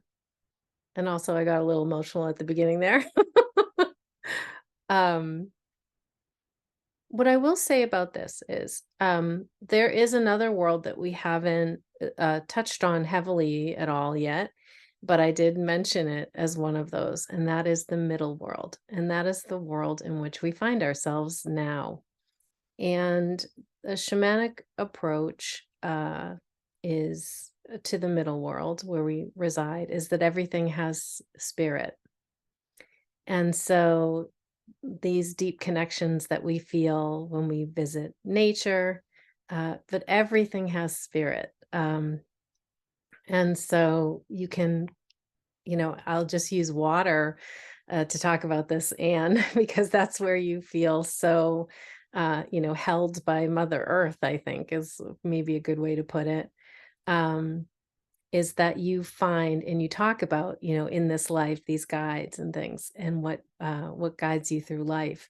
And there is a middle world here, and we can journey to middle world energies and guidance. And that is, a lot of what shamanic belief has to do with is that when we learned how different plants, for example, could be used medicinally to heal us, that it started with a shamanic person or shaman having a conversation with the plant and letting the plant tell the shaman what it could be used for in healing. And so there is a whole world here that we can communicate with also. And Anne, probably you're very fine-tuned to the middle world and those energies. So don't let it worry you. Okay. Betsy, I see your hand up. Hi. Hi. I actually had an experience which I think I was surprised by. But it really helped what you said before about not having to visualize it. So what I realized is that I just sense things. Like I don't see them and I don't feel them exactly, but I just like know that it's there. So once I kind of like validated that that was okay, then I was able to have an experience. So yeah, I was kind of in like it felt like the Jungle Book. Like it was like bright and green, and the first thing I had was like a monkey, and I was like running on the tops of these palm trees with the monkey. And then like we came down and I like had this sense that there was like this little tiny mouse nearby. But I didn't really like focus on that. And then there was like this snake. I've met like 4 animals. And the snake was like parallel to me, and it was doing that thing that snakes do, but then it was like inside of my spine, and my body was like kind of doing that. And the word flow came through. And then I kind of fell out of the whole experience for a minute, and then the drumming got really intense, and then there was like these big stomping feet, and I realized it was like a gorilla, and the gorilla was stomping its feet, and then the gorilla was like beating its chest. This is like when it was like the most intense drumming. And then I realized I had like sensed the gorilla earlier, but I didn't focus on it at the time. And yeah, that was basically it. That's exciting. I don't know which one is the spirit animal or the guide, but we're gonna go back in so you can ask. Okay. We're gonna go back in. Thank you. And Joanne too. I didn't say thank you, but thank you for sharing. This is awesome. Yeah. Eric, I see your hand up. Yeah. I'll just share what happened. I don't know quite what to make of it yet, but when the drumming started, I just had this instant flash immediately of like a man dancing, kind of dressed in like feathers. And I like just kind of cleared that out. And I went to this tree, this redwood tree again, and slid down. This time just opened a little door, slid down into this sort of green hazy jungle where I found myself before. And like almost immediately this scarlet macaw just like flew up, and I kind of had this thought of like, oh, that just seemed like that was a little quick or something. I don't know. But like, okay, I'll go with this. And asked if he was my guide, and I kind of almost got like the question just back. Like it was sort of this like playful kind of like just like joking energy, like, you know, like not really wanting to give me a clear answer, and just kind of flew around me and landed on me and landed on my head. And I then was kind of curious if I could just sort of like, or maybe he sort of gave me the suggestion to just fly with him. And so I grabbed onto his feet, and the idea was like, well, maybe we're going to meet someone else. So he like flew me down deeper and kind of deposited me in this clearing. And then again, like almost immediately there was this thing, like big black mass slinking in the shadow kind of, and emerged, and it was this Black Panther.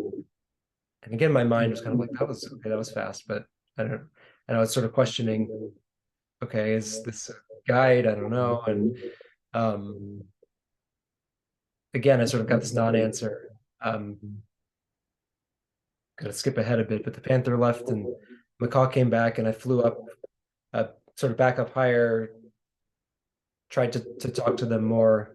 And he like started grooming me, and just again, it was like kind of just playing around, like not really. Oh, then I did get this kind of sense of like, yeah, I can, sure, I'm your guide. Like, yeah, if you want me to be, like, I'm here. And then I felt this strong sense of like kind of balls of energy in my hands, which was kind of like the answer of like, okay, yes. And then it kind of left with, I was just sort of walking by myself, and the panther comes back up, and it's just like, we're just kind of silently walking down the path, and I'm asking like, what are we doing? We're just like, we're just walking. That's it. Just like walking and paying attention. And that was sort of towards the end. I feel like that the panther, I was sort of just observing this, like, it was very contrasting to the macaw, which was very playful and lighthearted, and the panther was like very kind of just like serious and present, and just kind of like, we're just going to be like present. Yeah. Here. So that was what I got. Well, thank you so much. Awesome. And I do one quick comment. So you may have more than one guide, you know, we don't always just have one.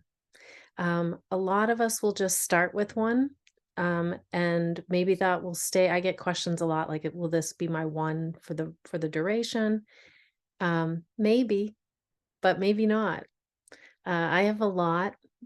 Folks that end up getting a call to become a practitioner usually have so many they don't really know what's happening to them when it first happens.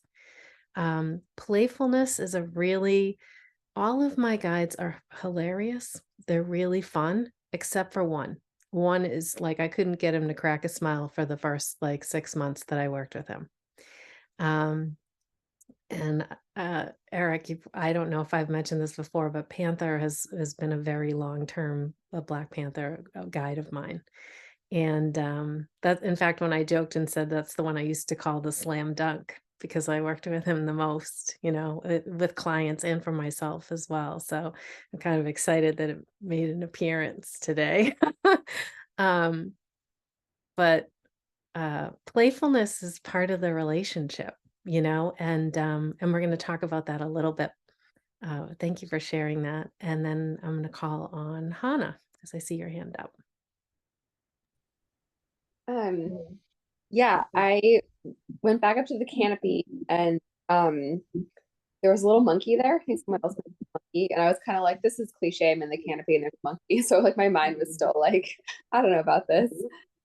But I could see his face so clearly. It was like I kept like looking at him, and looked so intently at me, and actually did a little Google search afterward, and I think it's a spider monkey. It looked just like that. Oh, cool. Yeah. And he was like very small, like kind of like squirrel size, and he jumped up onto my shoulder, kind of like a bird, and he was just hanging out there for a while, like playing, and then he put his hand into my hand, and he just kept like pressing it there, and it was like he was trying to show me something, but I like couldn't figure it out, and he kept pressing, and then he kind of like gave up with me, and he's like, ah, she's not gonna get it. Then he just started jumping around the trees and like kind of like doing like gymnast bar work with his tail, just like flying around.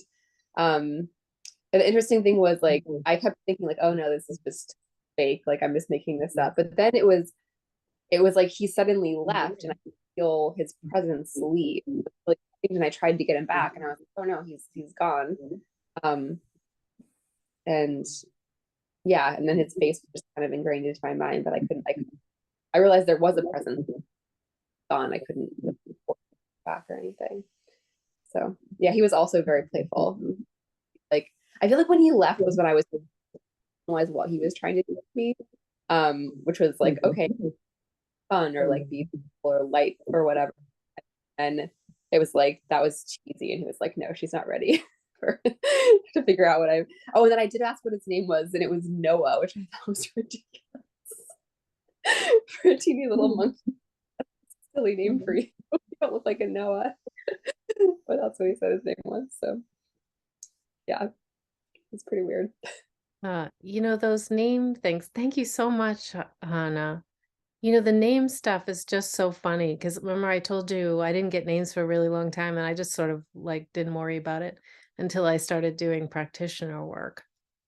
And we went down the line and they gave me their names. And one of them, who I'm going to be honest, looked not like the name he gave me. And he told me his name was Michael. And I was like, what? And he said, yeah, I like to be modern. It was clear he made that up on the spot. And I was like, all right, that's what we'll call you, I guess.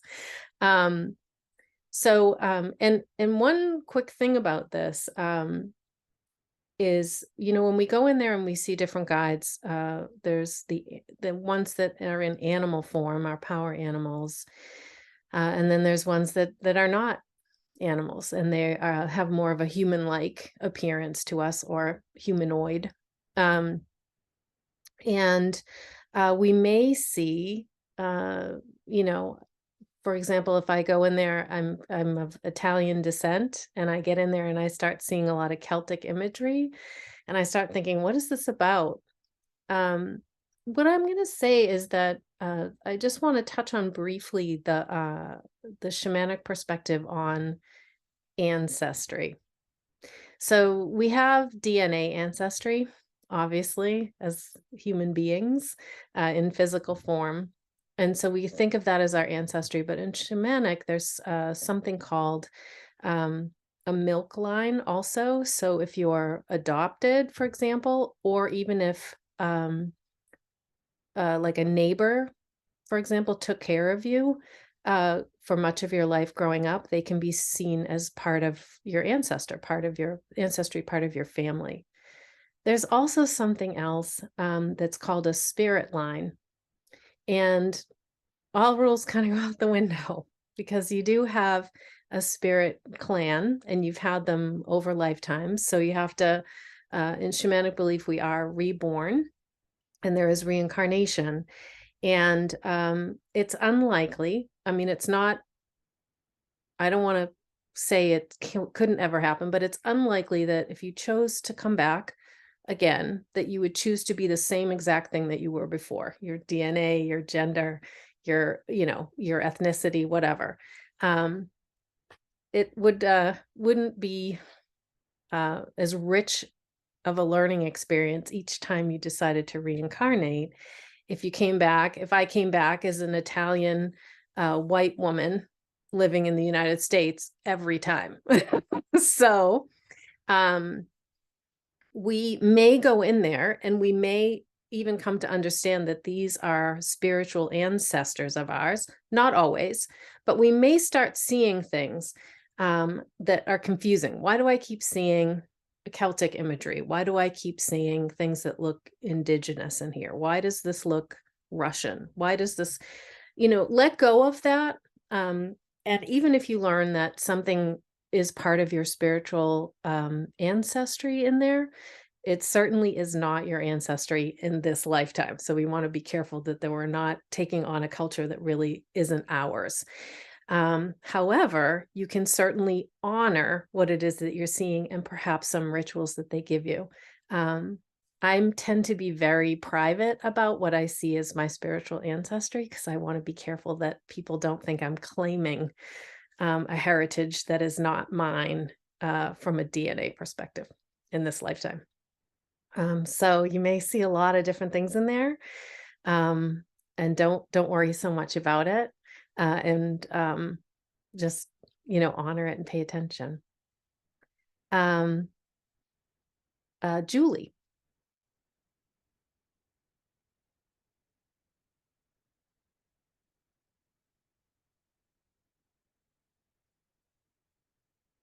Julie, do you still want to share?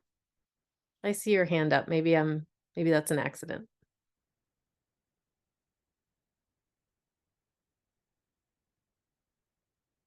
Okay, well, we'll move on. I'm looking to see if I wrote. Sometimes when you talk, I write little notes down to remind myself to tell you guys things. So we are going to do another journey, and I'm going to talk a little bit about setting an intent before you journey, and then also not setting an intent. And I'm one of the few people that teaches the non-intent aspect of it, but we'll get to that. We all go in there for various reasons. We can go in there to ask for advice and clarity, for understanding what's going on with ourselves, to ask for healings, to help us in our relationships and things like that. When we go in there, we're always in a state of asking, first of all, and the spirits on the other side expect that. They show up because they want to help. However, we want to make sure that these relationships are healthy. And so we also want to sometimes go in just to spend time with our guides and to get to know them better. And we also want to ask them, is there something I can do for you in this world?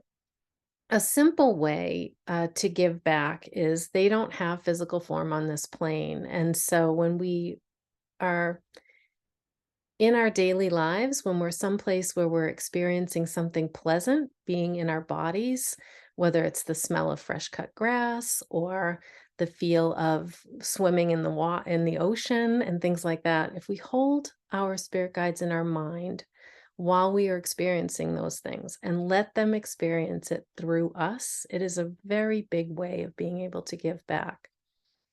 And for me, I do also advise folks that if you have a power animal, if you can get a small, either a picture of it, or I have, for one of mine, I have jewelry that has their image on it. Things that when you look at it, it pulls the spirit guide into your mind.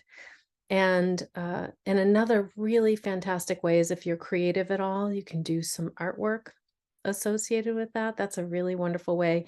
Shamanic creativity is often what we consider a connection to the spirit world.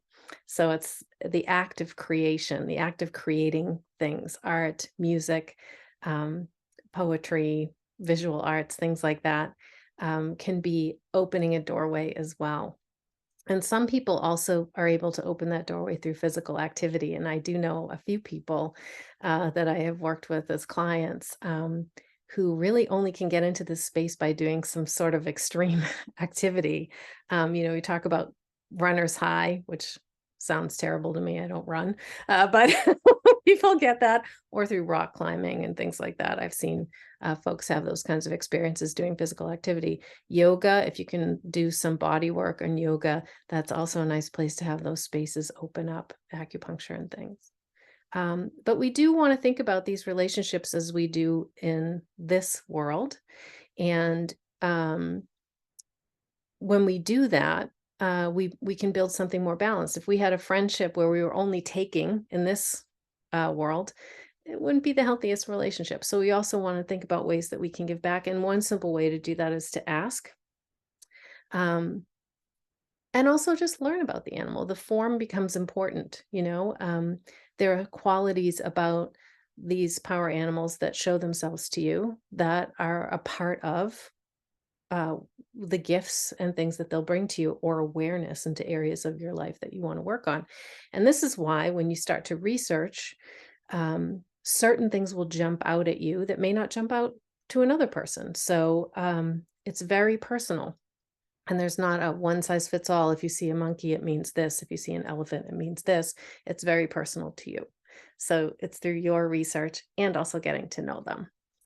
When it's mythical, and I will say one of my guides that I did all of my shamanic training with was mythical. It was a little more difficult. And so that's going to be a direct one-on-one relationship with the power animal where you're learning most of your information. You can certainly look up the lore. My experience is it's not all very good. So they have to take some direct direction from them on that. And also the guides that are humanoid. So this leads us to when they come, we want to ask. So there's a funny story where I met a guide that goes along with my polar bear that I was talking about. And when I first met this guide, I was like, oh, this is great. I have a new guide to work with and do healings with and things like that. And so he worked with me for months, working with clients and things like that. And then I don't know what happened, but one day I just said, when you showed up, I just, is that what you're doing? You're working with me on clients? Or, I finally remembered to ask him why he showed up. And he said, I've been waiting for you to ask. And he just was really nice. He did all the healing work with me and everything with clients. But he said, I'm actually here to teach you something. And I was like, oh, well, that's embarrassing, So we want to remember to ask. What is it that you want to show me? What is it that you want to work with me on? Why are you here to work with me? And so that's what I want us to do next. I want us to ask them. And if this is going very quickly for you, as it is for some, then, you can expand on that and move to asking what can you do for them? And how to give back. Now this is a new relationship, so they may say nothing right now, but they also may give you something very simple to do. Or, you can offer or if they say nothing, you can still offer to do something. But this is how we get to know each other. But the first order here is to ask why they've come to work with you and what they want to work with you on. After we do this, I want to talk about when we go in further with intent and formulating questions and what is the best way to do that. So we're going to do this now, and we'll come out and do a little bit of sharing. And then we're going to talk a little bit more. We're going to do a very personalized journey that has to do with a question that we formulate ourselves. Okay.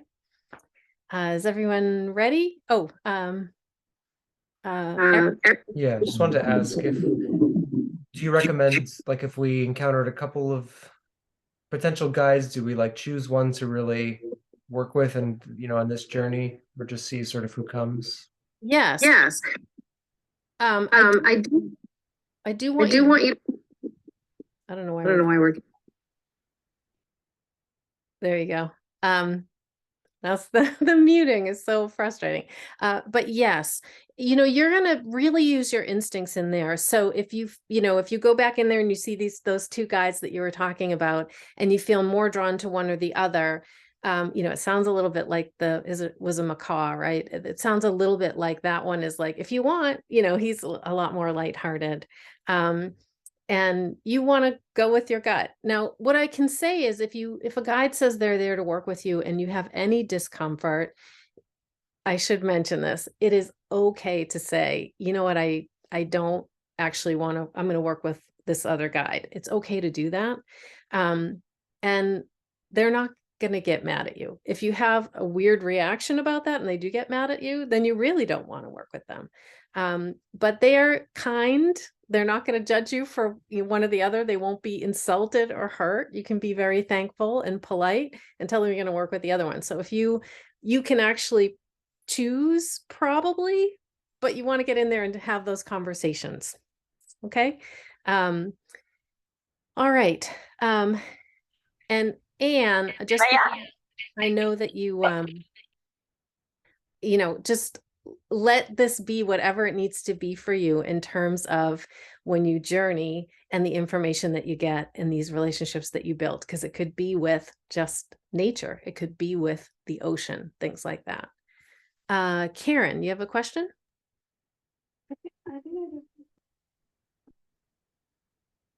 Sorry.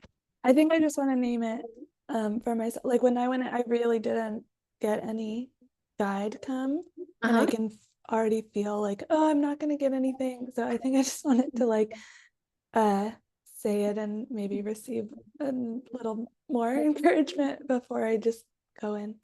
Yeah. So this is the thing. We are all going to work at our own pace. And I know this feels, we're doing this, there's a set time and a beginning and an end, and we're working with a particular drum track.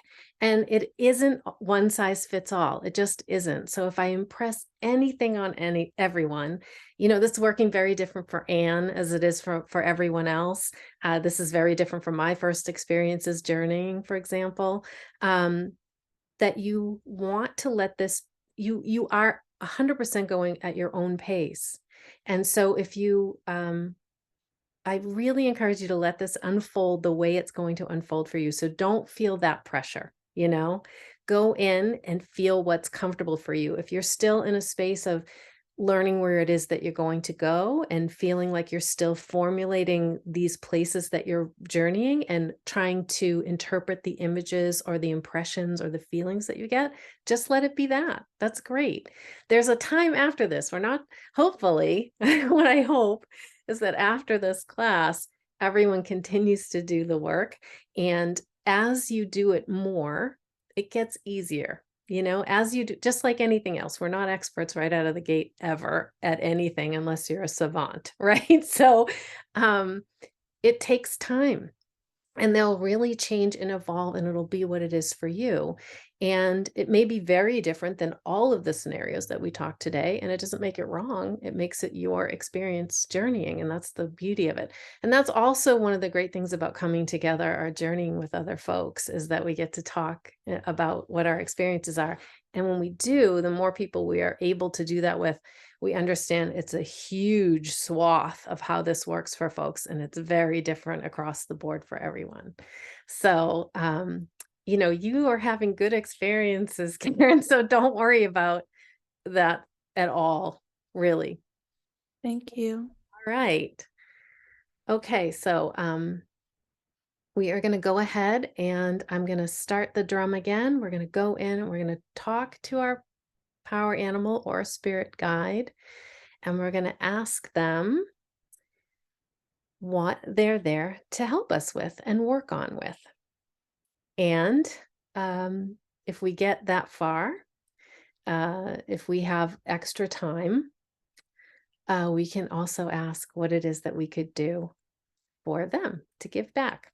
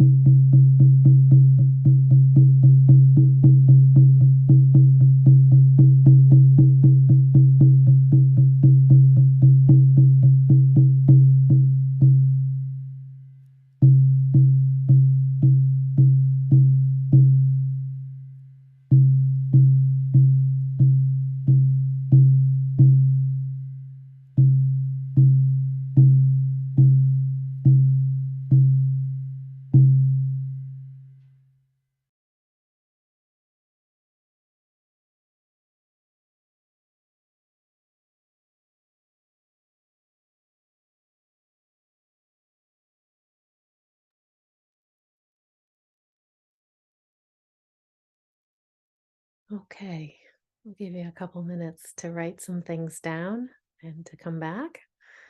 And then see if anyone feels like sharing.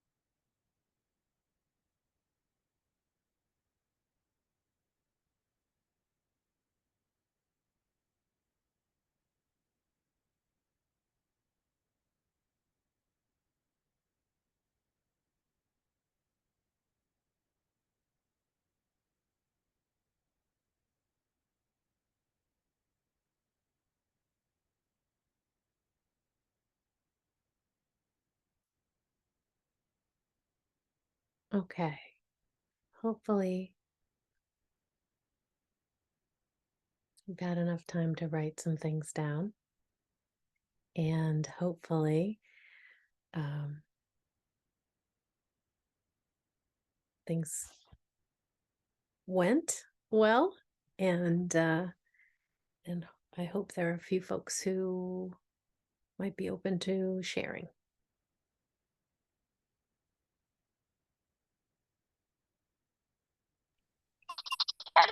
Ask a question. This is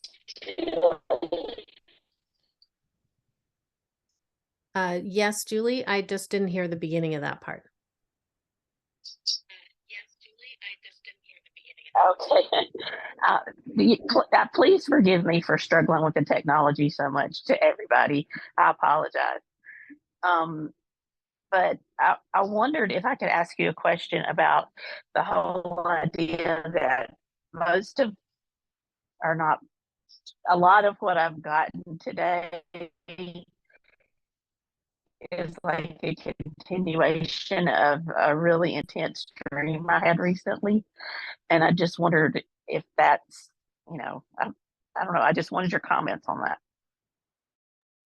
Yeah, I'd love to comment on that. And it would be great to recommend something to you. So there are folks who, I can think of one person actually who was in my journey group, who most of her shamanic journeying comes through when she's sleeping, through dreams. There's a woman named Dawn Brunke, Brunke, I think is how you spell her last name. And we've never met in person, but we met in sort of a strange way. She's in Alaska. She wrote a book called Dreaming with Polar Bears. And she reached out to me, this was years ago. And I said, yeah, I'd love to chat. And I thought to myself, oh, before I chat with this woman, I should probably look at what she's written. So I know a little bit about her. And I read this book. And as I was reading what she wrote, I thought, oh, she's journeying in her dreams immediately. And so that might be a resource for you. And I'm happy to recommend it. She's a lovely person. She's an animal communicator, I believe, but she also does these amazing, journeys in her sleep. And so that is something that happens.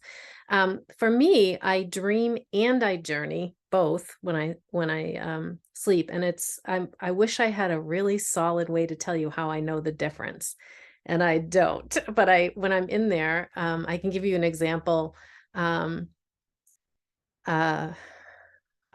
was just having a normal dream one night, and the only reason I remember that I was even having a dream, because often I'll wake up and I know I dreamed, but I don't remember what it was.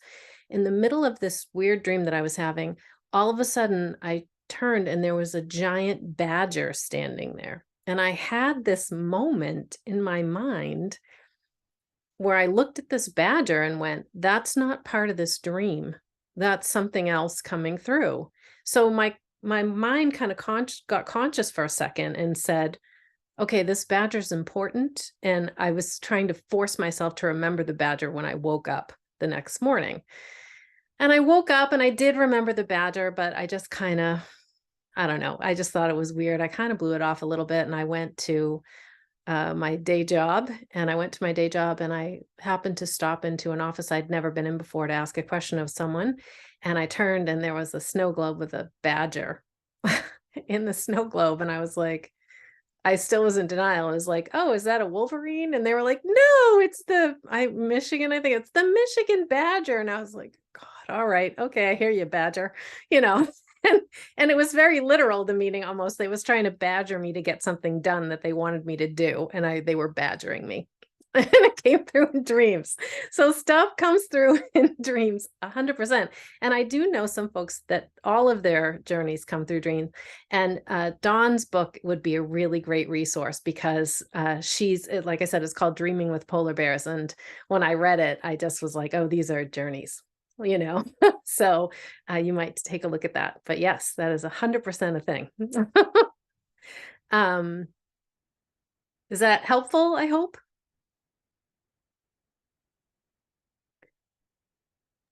Yes, thank you. Great. Good. Okay. All right,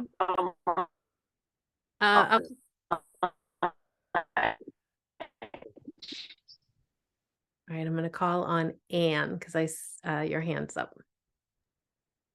Hi, everyone. I had just this really fun thing happen, and it kind of ties into everything that was just said. I think I kind of was falling into a dream state, and all of a sudden, this huge bear, it wasn't a polar bear, but it was this ginormous bear with this great big, like bush, like huge basket of honey, was sitting there and just eating honey and laughing and pointing up.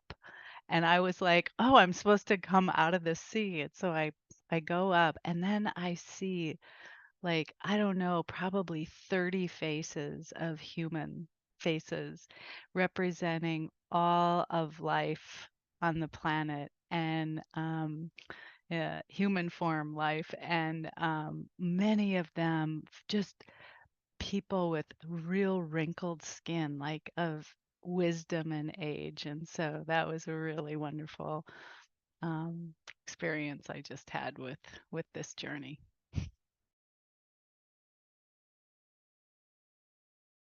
My gosh, thank you for sharing that. That's wonderful. Karen. Yeah, so I actually like felt emotion come up right after I spoke before we went in, and I was like, okay, let it come and like surrender to the process. And I realized at a certain point, like I just needed to not be laying down. And so yeah, so I sat up and it was much better for me.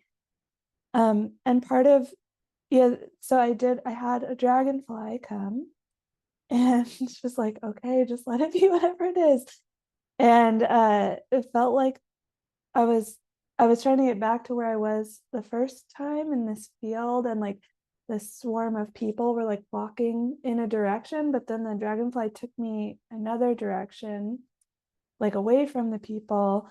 And it felt like the message, I was like, what are you showing me? What are you teaching me? And it was like to be curious, and that like the direction's not always the one you think it's gonna be. And also, like, it's okay to be alone, or it's okay to be by myself, and that I'm not really alone, but it's also felt, the deeper message felt like it's okay to be in another realm, and that doesn't mean I'm separate from this, from my like normal realm, which felt like, yeah, emotional now saying it. Yeah, and there was a little bit more, but I think that is what I want to share.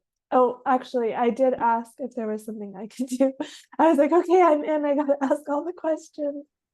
And it seemed like, well, I asked for a name and kept getting like S names, but it didn't feel clear. And then it landed on Sky, and it was just kind of like, okay, Sky.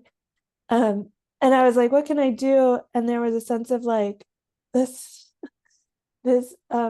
dragonfly wanting, like, not knowing what it's like to walk, and wanting me to like walk on my tiptoes, but then also wanting me to like stomp on the ground. So yeah. Thank you so much for sharing that, because that's awesome. And also I'm really happy, that you were so worried about it. And then, just takes the permission to go at your own pace, maybe is all we all need. So that's exciting. Okay, Allison. Oops, yeah, we'll call Allison, then I'll call Betsy. Sorry. Can you hear me? Yes. Okay, cool. Okay, well, I didn't share before, but before I kind of had like too much happening, like a lot of faces flashing, and it felt kind of nauseating a little bit for me, and I couldn't really focus on anything. So this next time I decided, you told me once that I had a spirit animal that was a camel, and I kept connecting this feeling ever since you told me that. There was a camel that I worked with, and she tragically died. And she was like really a sensitive being. And her and I were oddly like we vibed big time. And I kept thinking like maybe it's her. And I've even been like carrying a picture around of her with me. And so I just decided to like explore that a little bit. And she totally came, and I cried the whole time. It's like actually really emotional to talk about it now. She pretty much just told me like she's okay, and she was like in an enchanted forest eating, and then she walked over to me, and they do this weird like ear twitch thing when they connect with you, and she was doing that, and kind of making like gurgle sounds. And then she said she wanted to show me something, and she showed me like this little pathway into another area where there was like a big pond, and there were horses everywhere, and they just like surrounded me. And she told me that it's okay to come here anytime I want.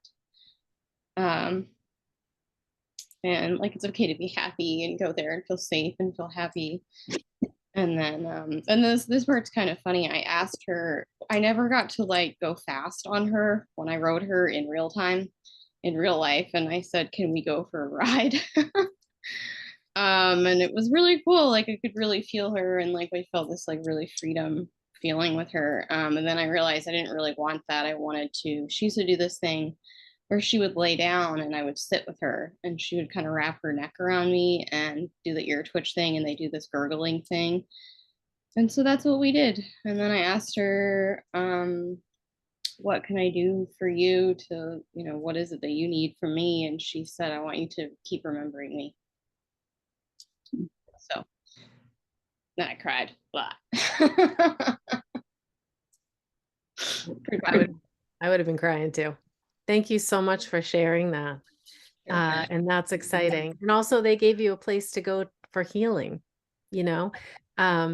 I remember feeling really bad once years ago, and I went to one of my guides, his house, what seemed to be his house, and all of my guides started showing up, and I was sort of laying on this bed that was in there, and I had my power animal was sort of up on the bed with me, kind of like snuggling. And I said, "What are we doing?"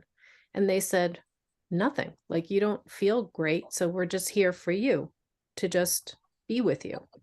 And it felt amazing. And it was a healing for me. And so, you know, how exciting that they said, "Come here anytime." I mean, that's a wonderful, wonderful restorative place to go to. That's awesome. Oh my gosh. Yeah, I think I really needed that. So thanks. All right. Thank you so much. Okay, Betsy. Hi.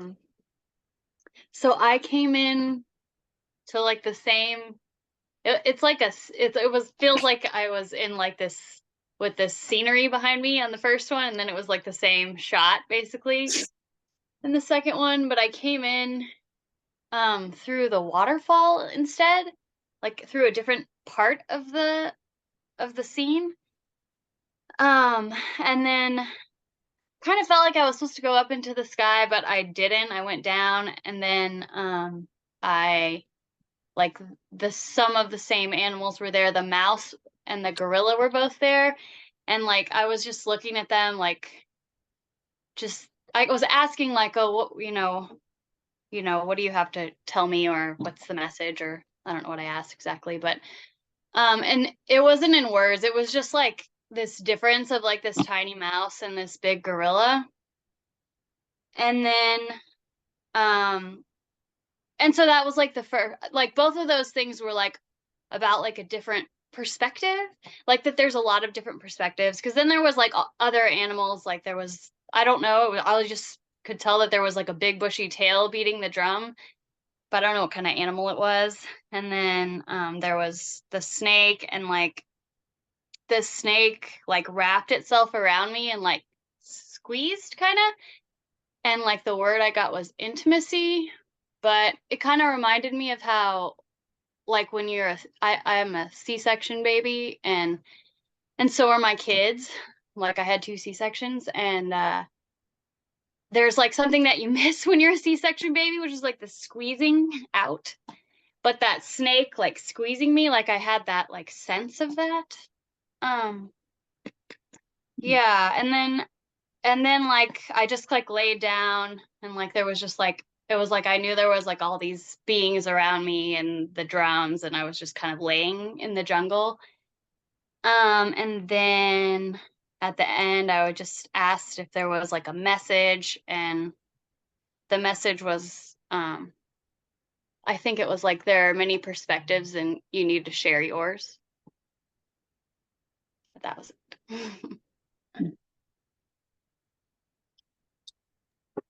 Thank you so much for sharing.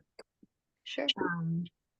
You know, it's really an interesting thing. So this is one of the good things of this, because when I, you know, to be honest, Betsy, I'm always like, you need to do like 900 more journeys. You have so much going on in there, you know, to get like, you know, more clarity, and in a good way. I don't mean it, it's not critical. It's like, oh, that's exciting, but oh, there's so much information coming through to ponder, to go back and look at, to build on, to ask more questions and things like that. And so to me, that's very exciting, you know, and, but, you know, this thing about journeying is it's often not clear right away. So if you do get some clarity and you know about different perspectives, and that it's important to share yours, huge to just even get that. So it's just really really very exciting. For me, that I will say things were a lot more confusing for me, and just in the interest of really being honest, the first guide I ever saw in there was not a power animal. It was what I refer to as my principal guide. And for a lot of folks, we don't just have the one guides that we're seeing in front of our face. We have a lot, and usually there's sort of one directing things.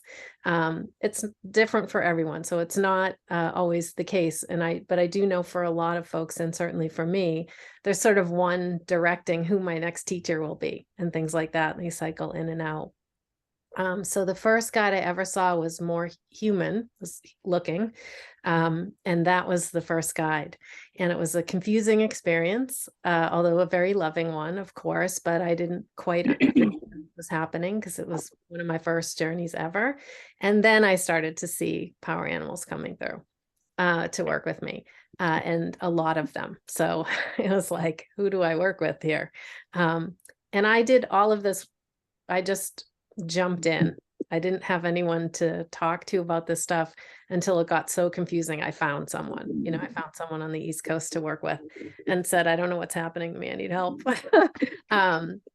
But like I said, I'm sort of in awe of folks who get answers right away, because it certainly was not that way for me. All right. Patricia.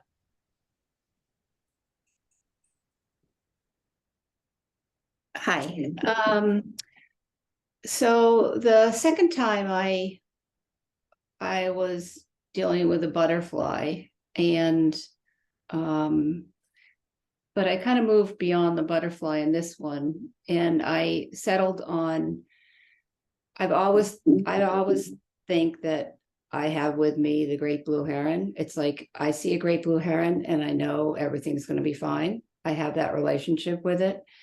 And I have a heron across right over there that my son took. And but the heron's very individual, very strong individual. You always see them alone. You only ever see them, well, here in New England, you only see them alone.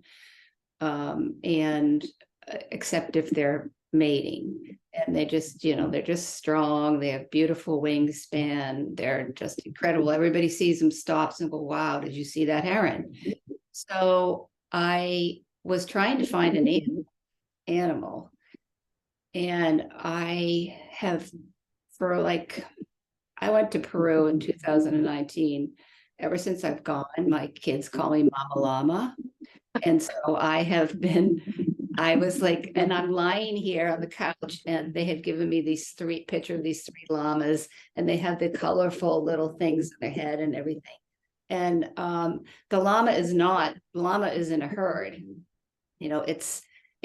It's not, a great blue heron's more individual, and the llama's in the herd. And so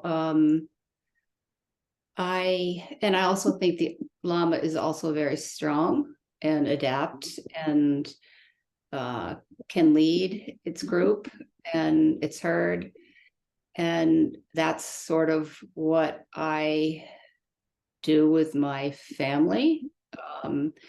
So I'm thinking, so basically I had this very great sense of happiness and joy and peace. Like, this is like, I just love this, right?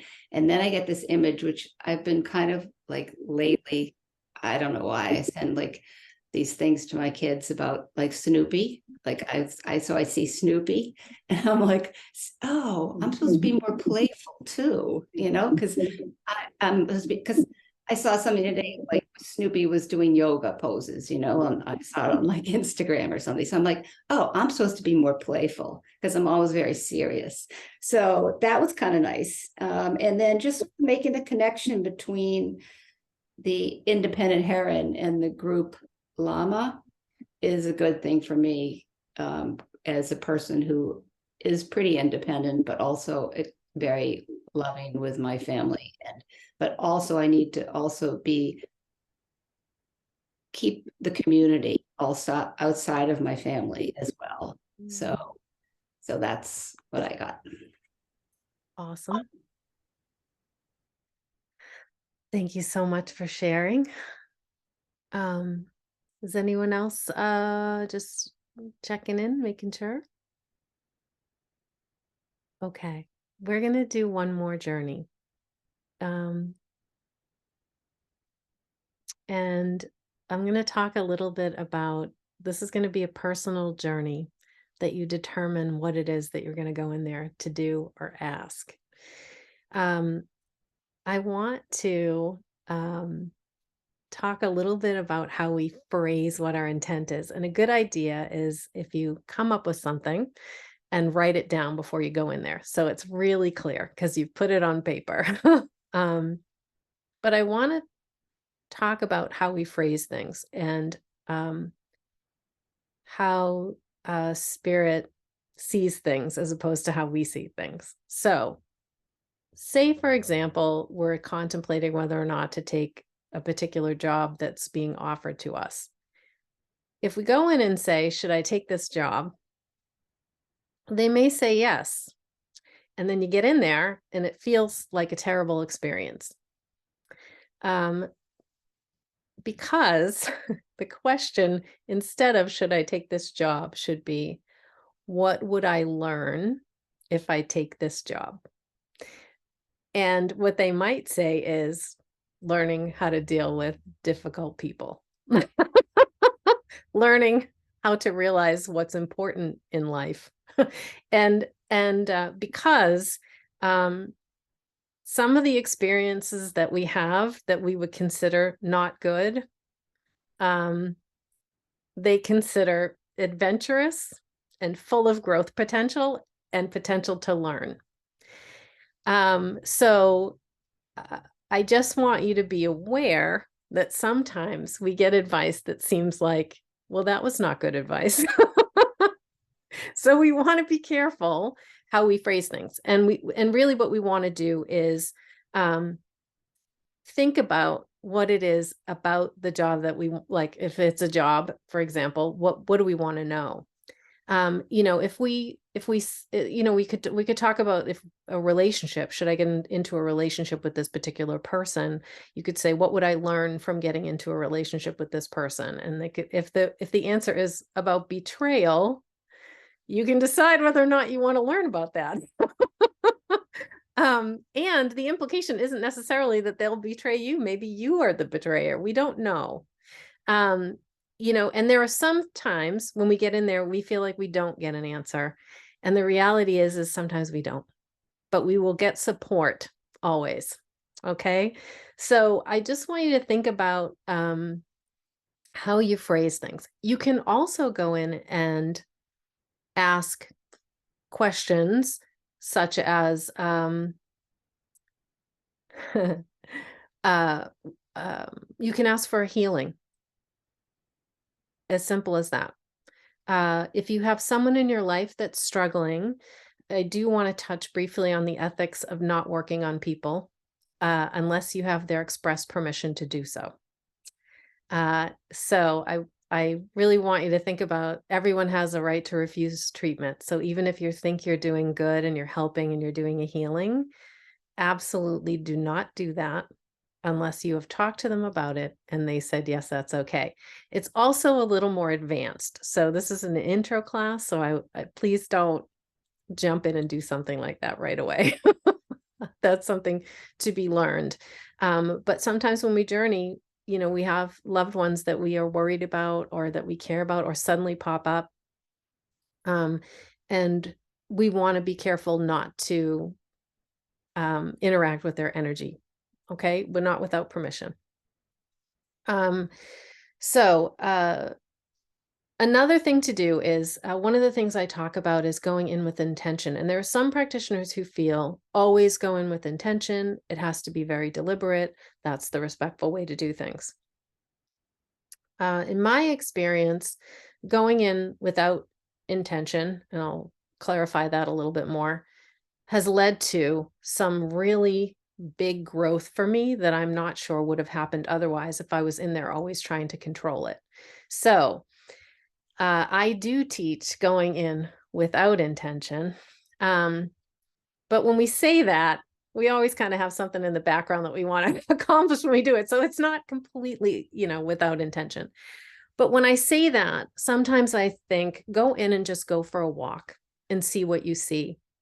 But another thing you can give the opportunity is, so today, if you're struggling with what should I formulate to go in there and do and ask, a default can always be, is there something you feel I should know that I haven't thought to ask? And that is a really good default. So is there something you feel I should know that I haven't thought to ask? And it really opens it up, and you'll be surprised what you get. So today, if you're struggling, I know some folks really might have something that they want to work on, or they want a healing, and it's 100% okay to go in there if you have a guide that you feel good about, that you've trusted, that you've met today, or you've met before and you're building on the relationship today. It's 100% okay to do that. It's 100% okay to just start formulating your own questions. You know, if you're in a tumultuous relationship with your partner or whatever, you can ask, how could I heal this relationship? You, again, don't work on the other person. You want to ask how you can help heal the relationship. What can you do? What is your what could your contribution be? Or maybe perhaps it's something to do with working on something that has to do with yourself. But that one in the background is always a good one. That what do you have to tell me that I haven't thought to ask that I should know? And it can be incredibly enlightening. So if you can't formulate a question on the fly, which I don't blame you, that's a good one. And then in the future, try just going for a walk. And one quick thing before we go in. The timing of these things can be very different. I'm in the process of working with a friend to get some good recordings of some drum tracks down for folks. And they're at odd times. There's 7-minute ones. There'll be a 20-minute one, a 30-minute, and a 60-minute. Sometimes you just need a few minutes. And you get an answer and you come out and you're done. And that's great. Sometimes you need a little bit longer. And I do think that, I had said to someone that I was mentoring, I was talking about going in for I had been in for an hour, and I've journeyed for a lot longer than that. When we do Vision Quest, we journey for days. And so you're just journeying all day long. And the person said to me, oh, it never occurred to me to journey for that long. And I was sort of shocked. So I'm going to do recordings that are at least an hour long. So it occurs to people they can journey that long. I'm also going to mention that when I teach this in person, inevitably someone falls asleep and starts snoring in the middle of class. Falling asleep when you're journeying is totally common. It's a very common thing. I think as a society, we're all sleep deprived. And so I say, if you're journeying and you fall asleep, fantastic, get some rest, enjoy it. But if you really want to get in there and do work and you think, I keep falling asleep, one good thing to do is if you are journeying, I know, Karen, you found that it's easier for you to journey sitting up. So you're going to be sitting up all the time. But one thing we tell people is if you're lying there and you're afraid you're going to fall asleep and you really want to do this journey, have your arm raised up while you're laying down. And what happens is when you fall asleep, your arm drops and it actually wakes you up. It takes you out of it. And so if I have folks falling asleep in class in the room, we say, put your arm up, because often people just start, suddenly you have snoring and then everybody's comes out of it because all they hear is snoring, and it's pretty funny. And I also will say, if you have a friend who's willing to do this kind of work with you, or you have an opportunity in your geographical area to go somewhere where they're journeying in person, journeying to live drumming is fantastic, and it feels amazing. The resonance that you feel in your body feels really good, and it can make for some even more intense journeys. But you don't need it. So continue to practice with the drum tracks. Stick with one for a while and just stick with the same thing over and over until you get really adept at moving in and out of this space. And like I said, then you can begin to experiment. But if you fall asleep, awesome. It's really good. Okay, we're going to do this one last journey. And I'm going to also throw the caveat, I'd love to hear how it all went. But I also understand that these can be very personal. And if you're not comfortable sharing, I totally understand. So don't feel pressure. However, I would love to hear about it, obviously. Okay, so we're going to do another journey here, and then we'll come back and check in.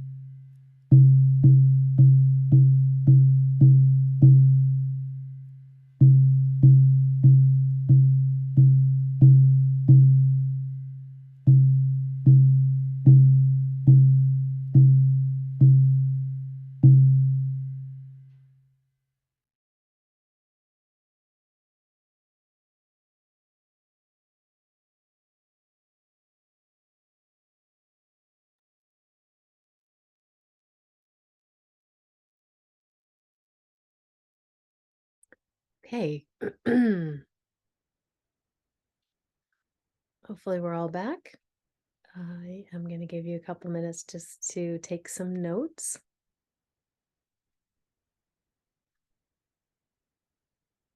And then we'll see if anyone is open to sharing.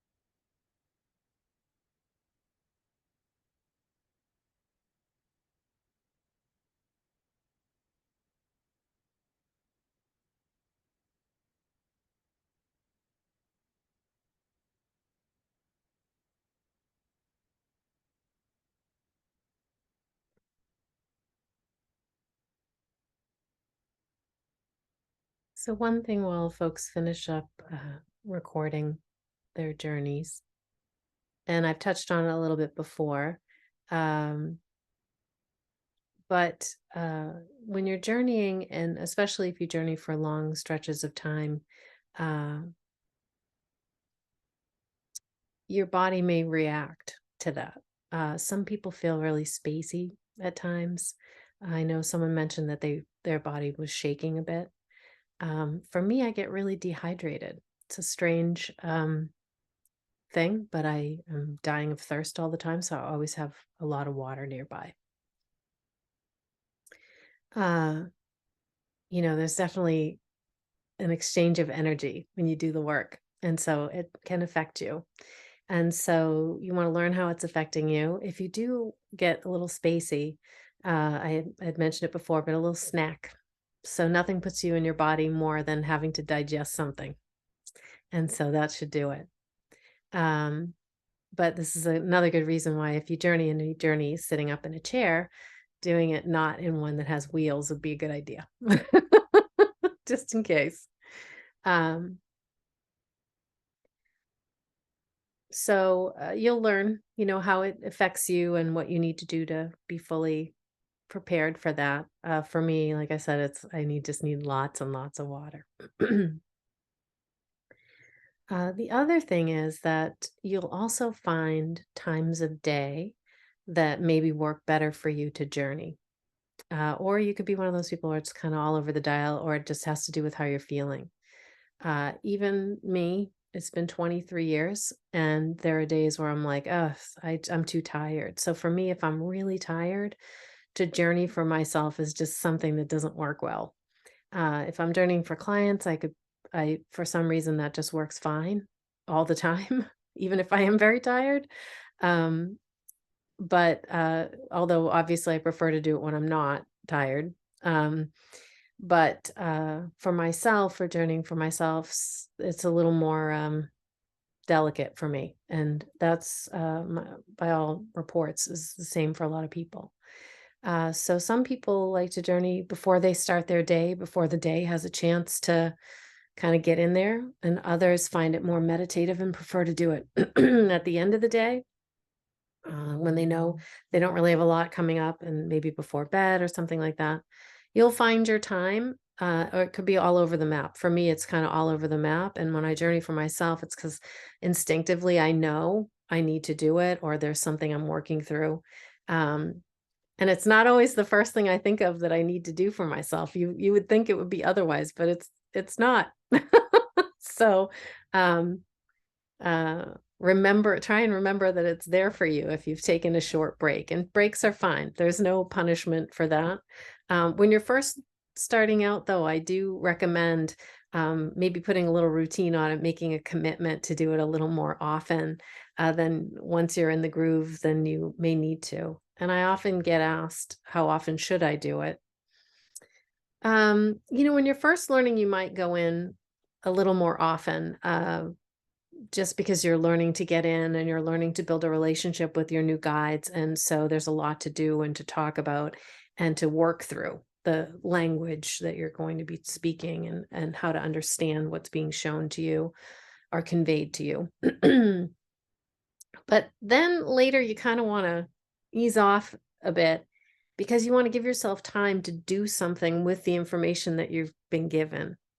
So it really varies for folks. You can also ask your guides. When I was taught a particular thing by one of my teacher that came through to teach me a shamanic skill, they said, we want you to come in here once a week for 8 weeks. They were really specific, and I put it on my calendar. I said, all right, it's going to be every Tuesday from 6 to 8 for 8 weeks. And I literally put it on my calendar and scheduled it and went and did it like I was going to class for 8 weeks. So they can be very specific. So you can always ask, but also you can just go with your instinct, what you feel is right. But definitely give yourself time to use the information and to clarify the information that you've been given, and bring that into your daily life, rather than just going in every day or whatever and just filling journals, but not really doing a lot with the information. Excuse me. So I'm going to ask if anyone wants to share.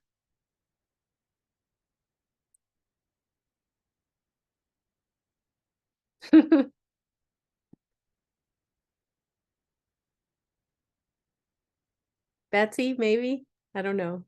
Yeah, I can. Okay, awesome.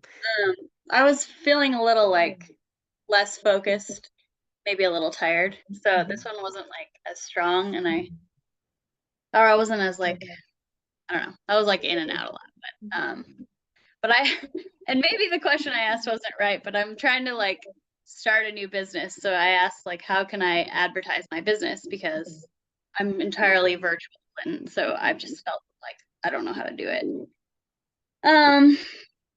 So I went like down really deep initially, and then I came out like through the dirt into wherever I was at, and like I immediately felt like a fairy feeling, like a fairy energy.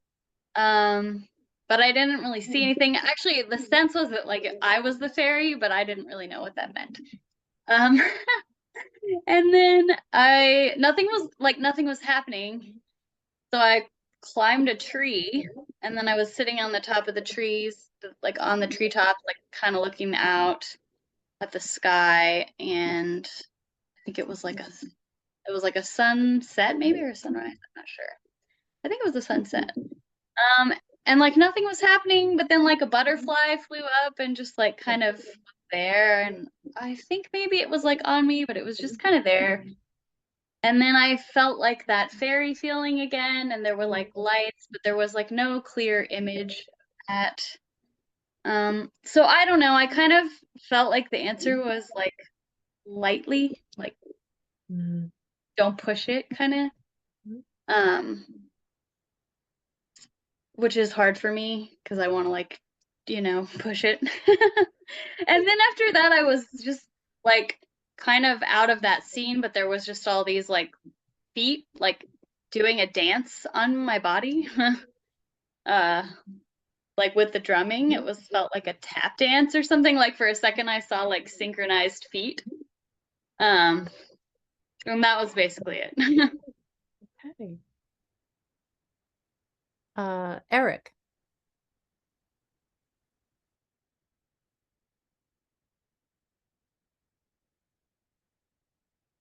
Oh, you're muted. There we go. There. Wanted to share partly because I have to just take off in a few minutes actually, but so thank you for doing this. I also found this one was a little more unfocused for me. And maybe it was just like the fatigue of doing a few of them in a row, or the fact that to get to this thing. But yeah, I went in with this kind of more of the question of just like, is there something that I feel that I should know that I hadn't really thought about asking?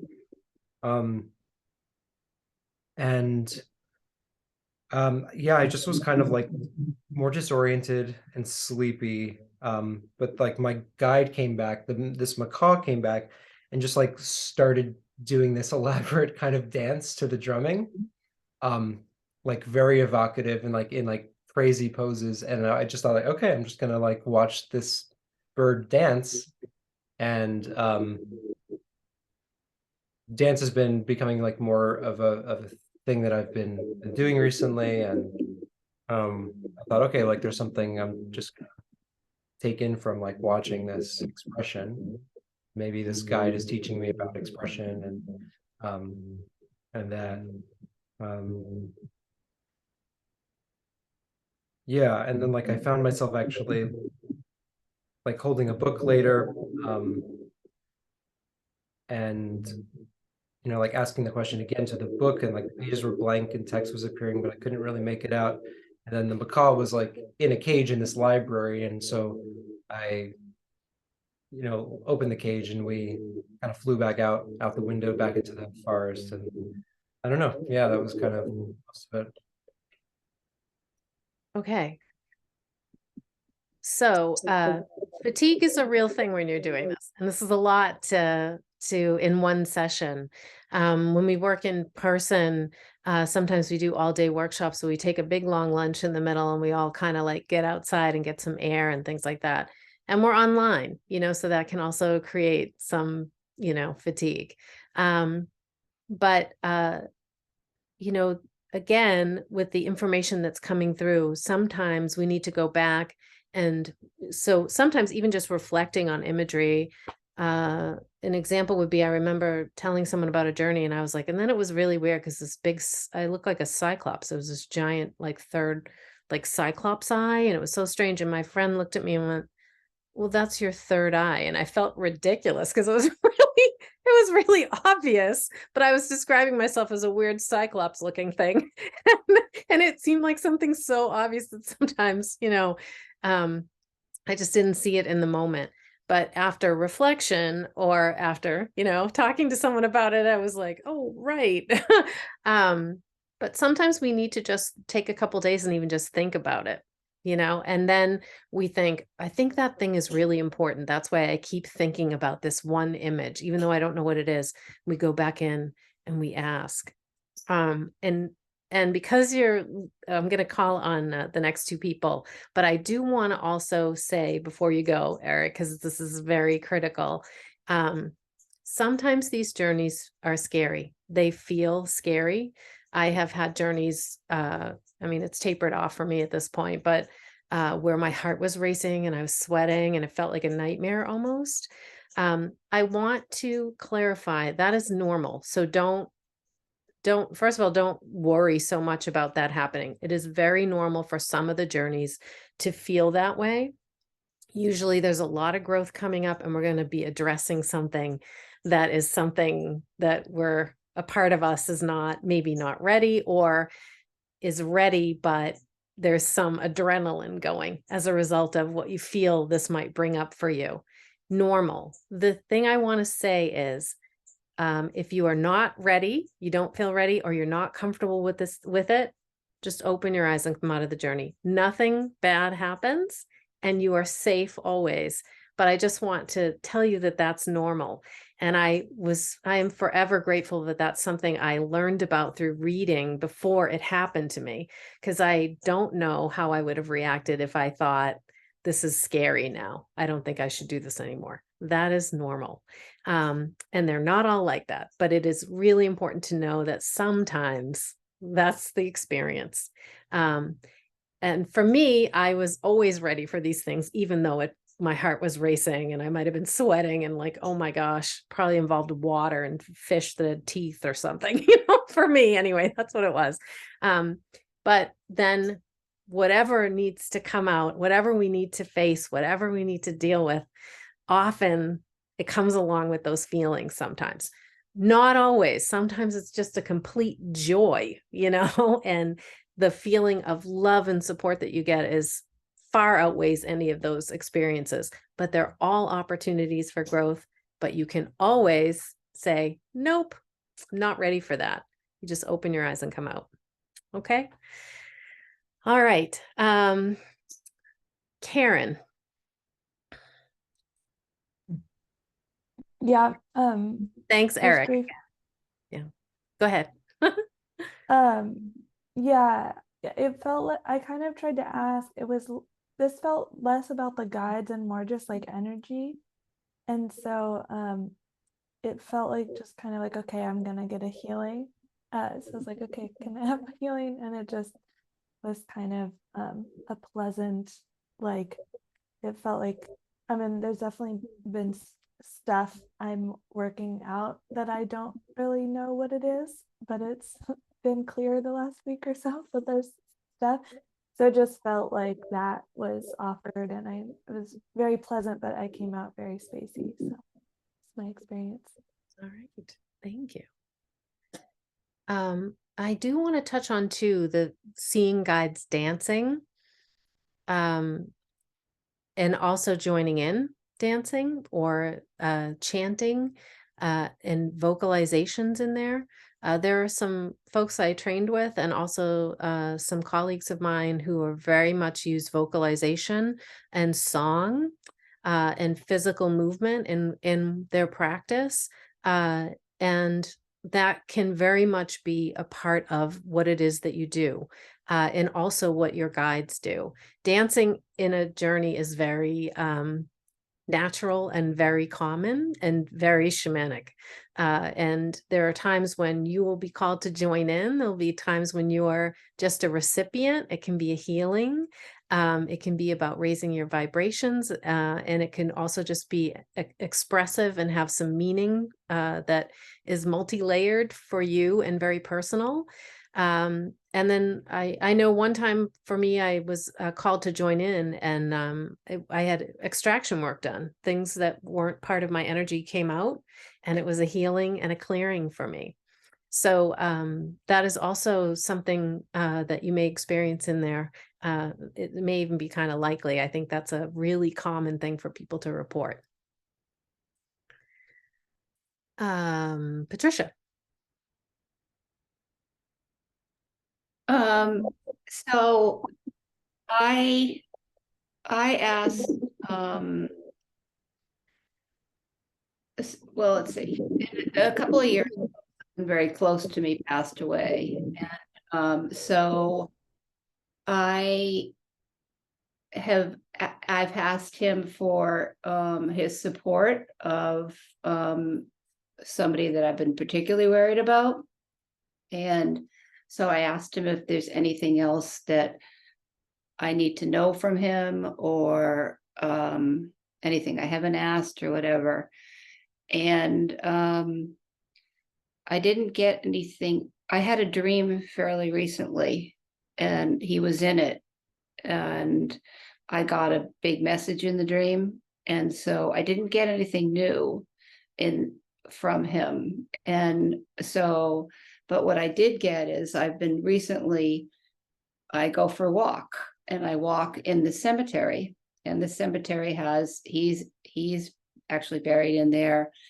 My parents are buried in there. My grandmother and aunt are all buried in there. And I used to think, oh, no one's in a cemetery anyway, but I walk there. It's beautiful. And I ask them for their support of this particular person that I worry about. And so I noticed in this journey that, yes, they're all there. They're all there with him. And then I kind of got back to the Lama. I didn't get back in the Lama in the journey. I got after we were talking, because that is a herd. That is a community. So it just felt very good. I mean, I feel kind of sad and tired, but it felt very good. So. Great. Thank you so much for sharing.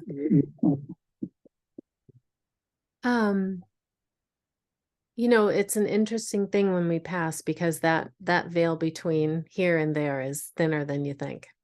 And so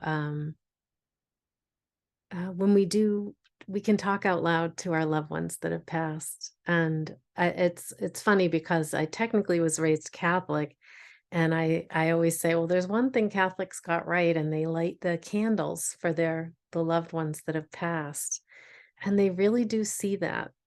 And so you can ask for different rituals to honor those that have passed, and you can still have conversations with them. And I do know from a lot of the death work that I've done, which actually I was talking about that 8-week class that my my spirit guide insisted I take. I had a lot to do with death and the others, you know, crossing over and how to help folks do that. And what happens to you. There's also something called a death journey. I spontaneously erupted into a death journey before I knew that's something you could do, where you can see what will happen after you pass. And it's different for everyone. And I personally was shown choices. I had choices. That was news to me as someone who was raised Catholic and was told you're either going to go one place or the other. Which is not shamanically not what I have found true, or that you don't have any say. My experience is that you do, and I can say it is a joyous crossover. When you cross over, it is a warm, lovely embrace. Okay, does anyone have any other questions? And thank you so much for sharing that. Yeah, everyone, thank you for sharing today.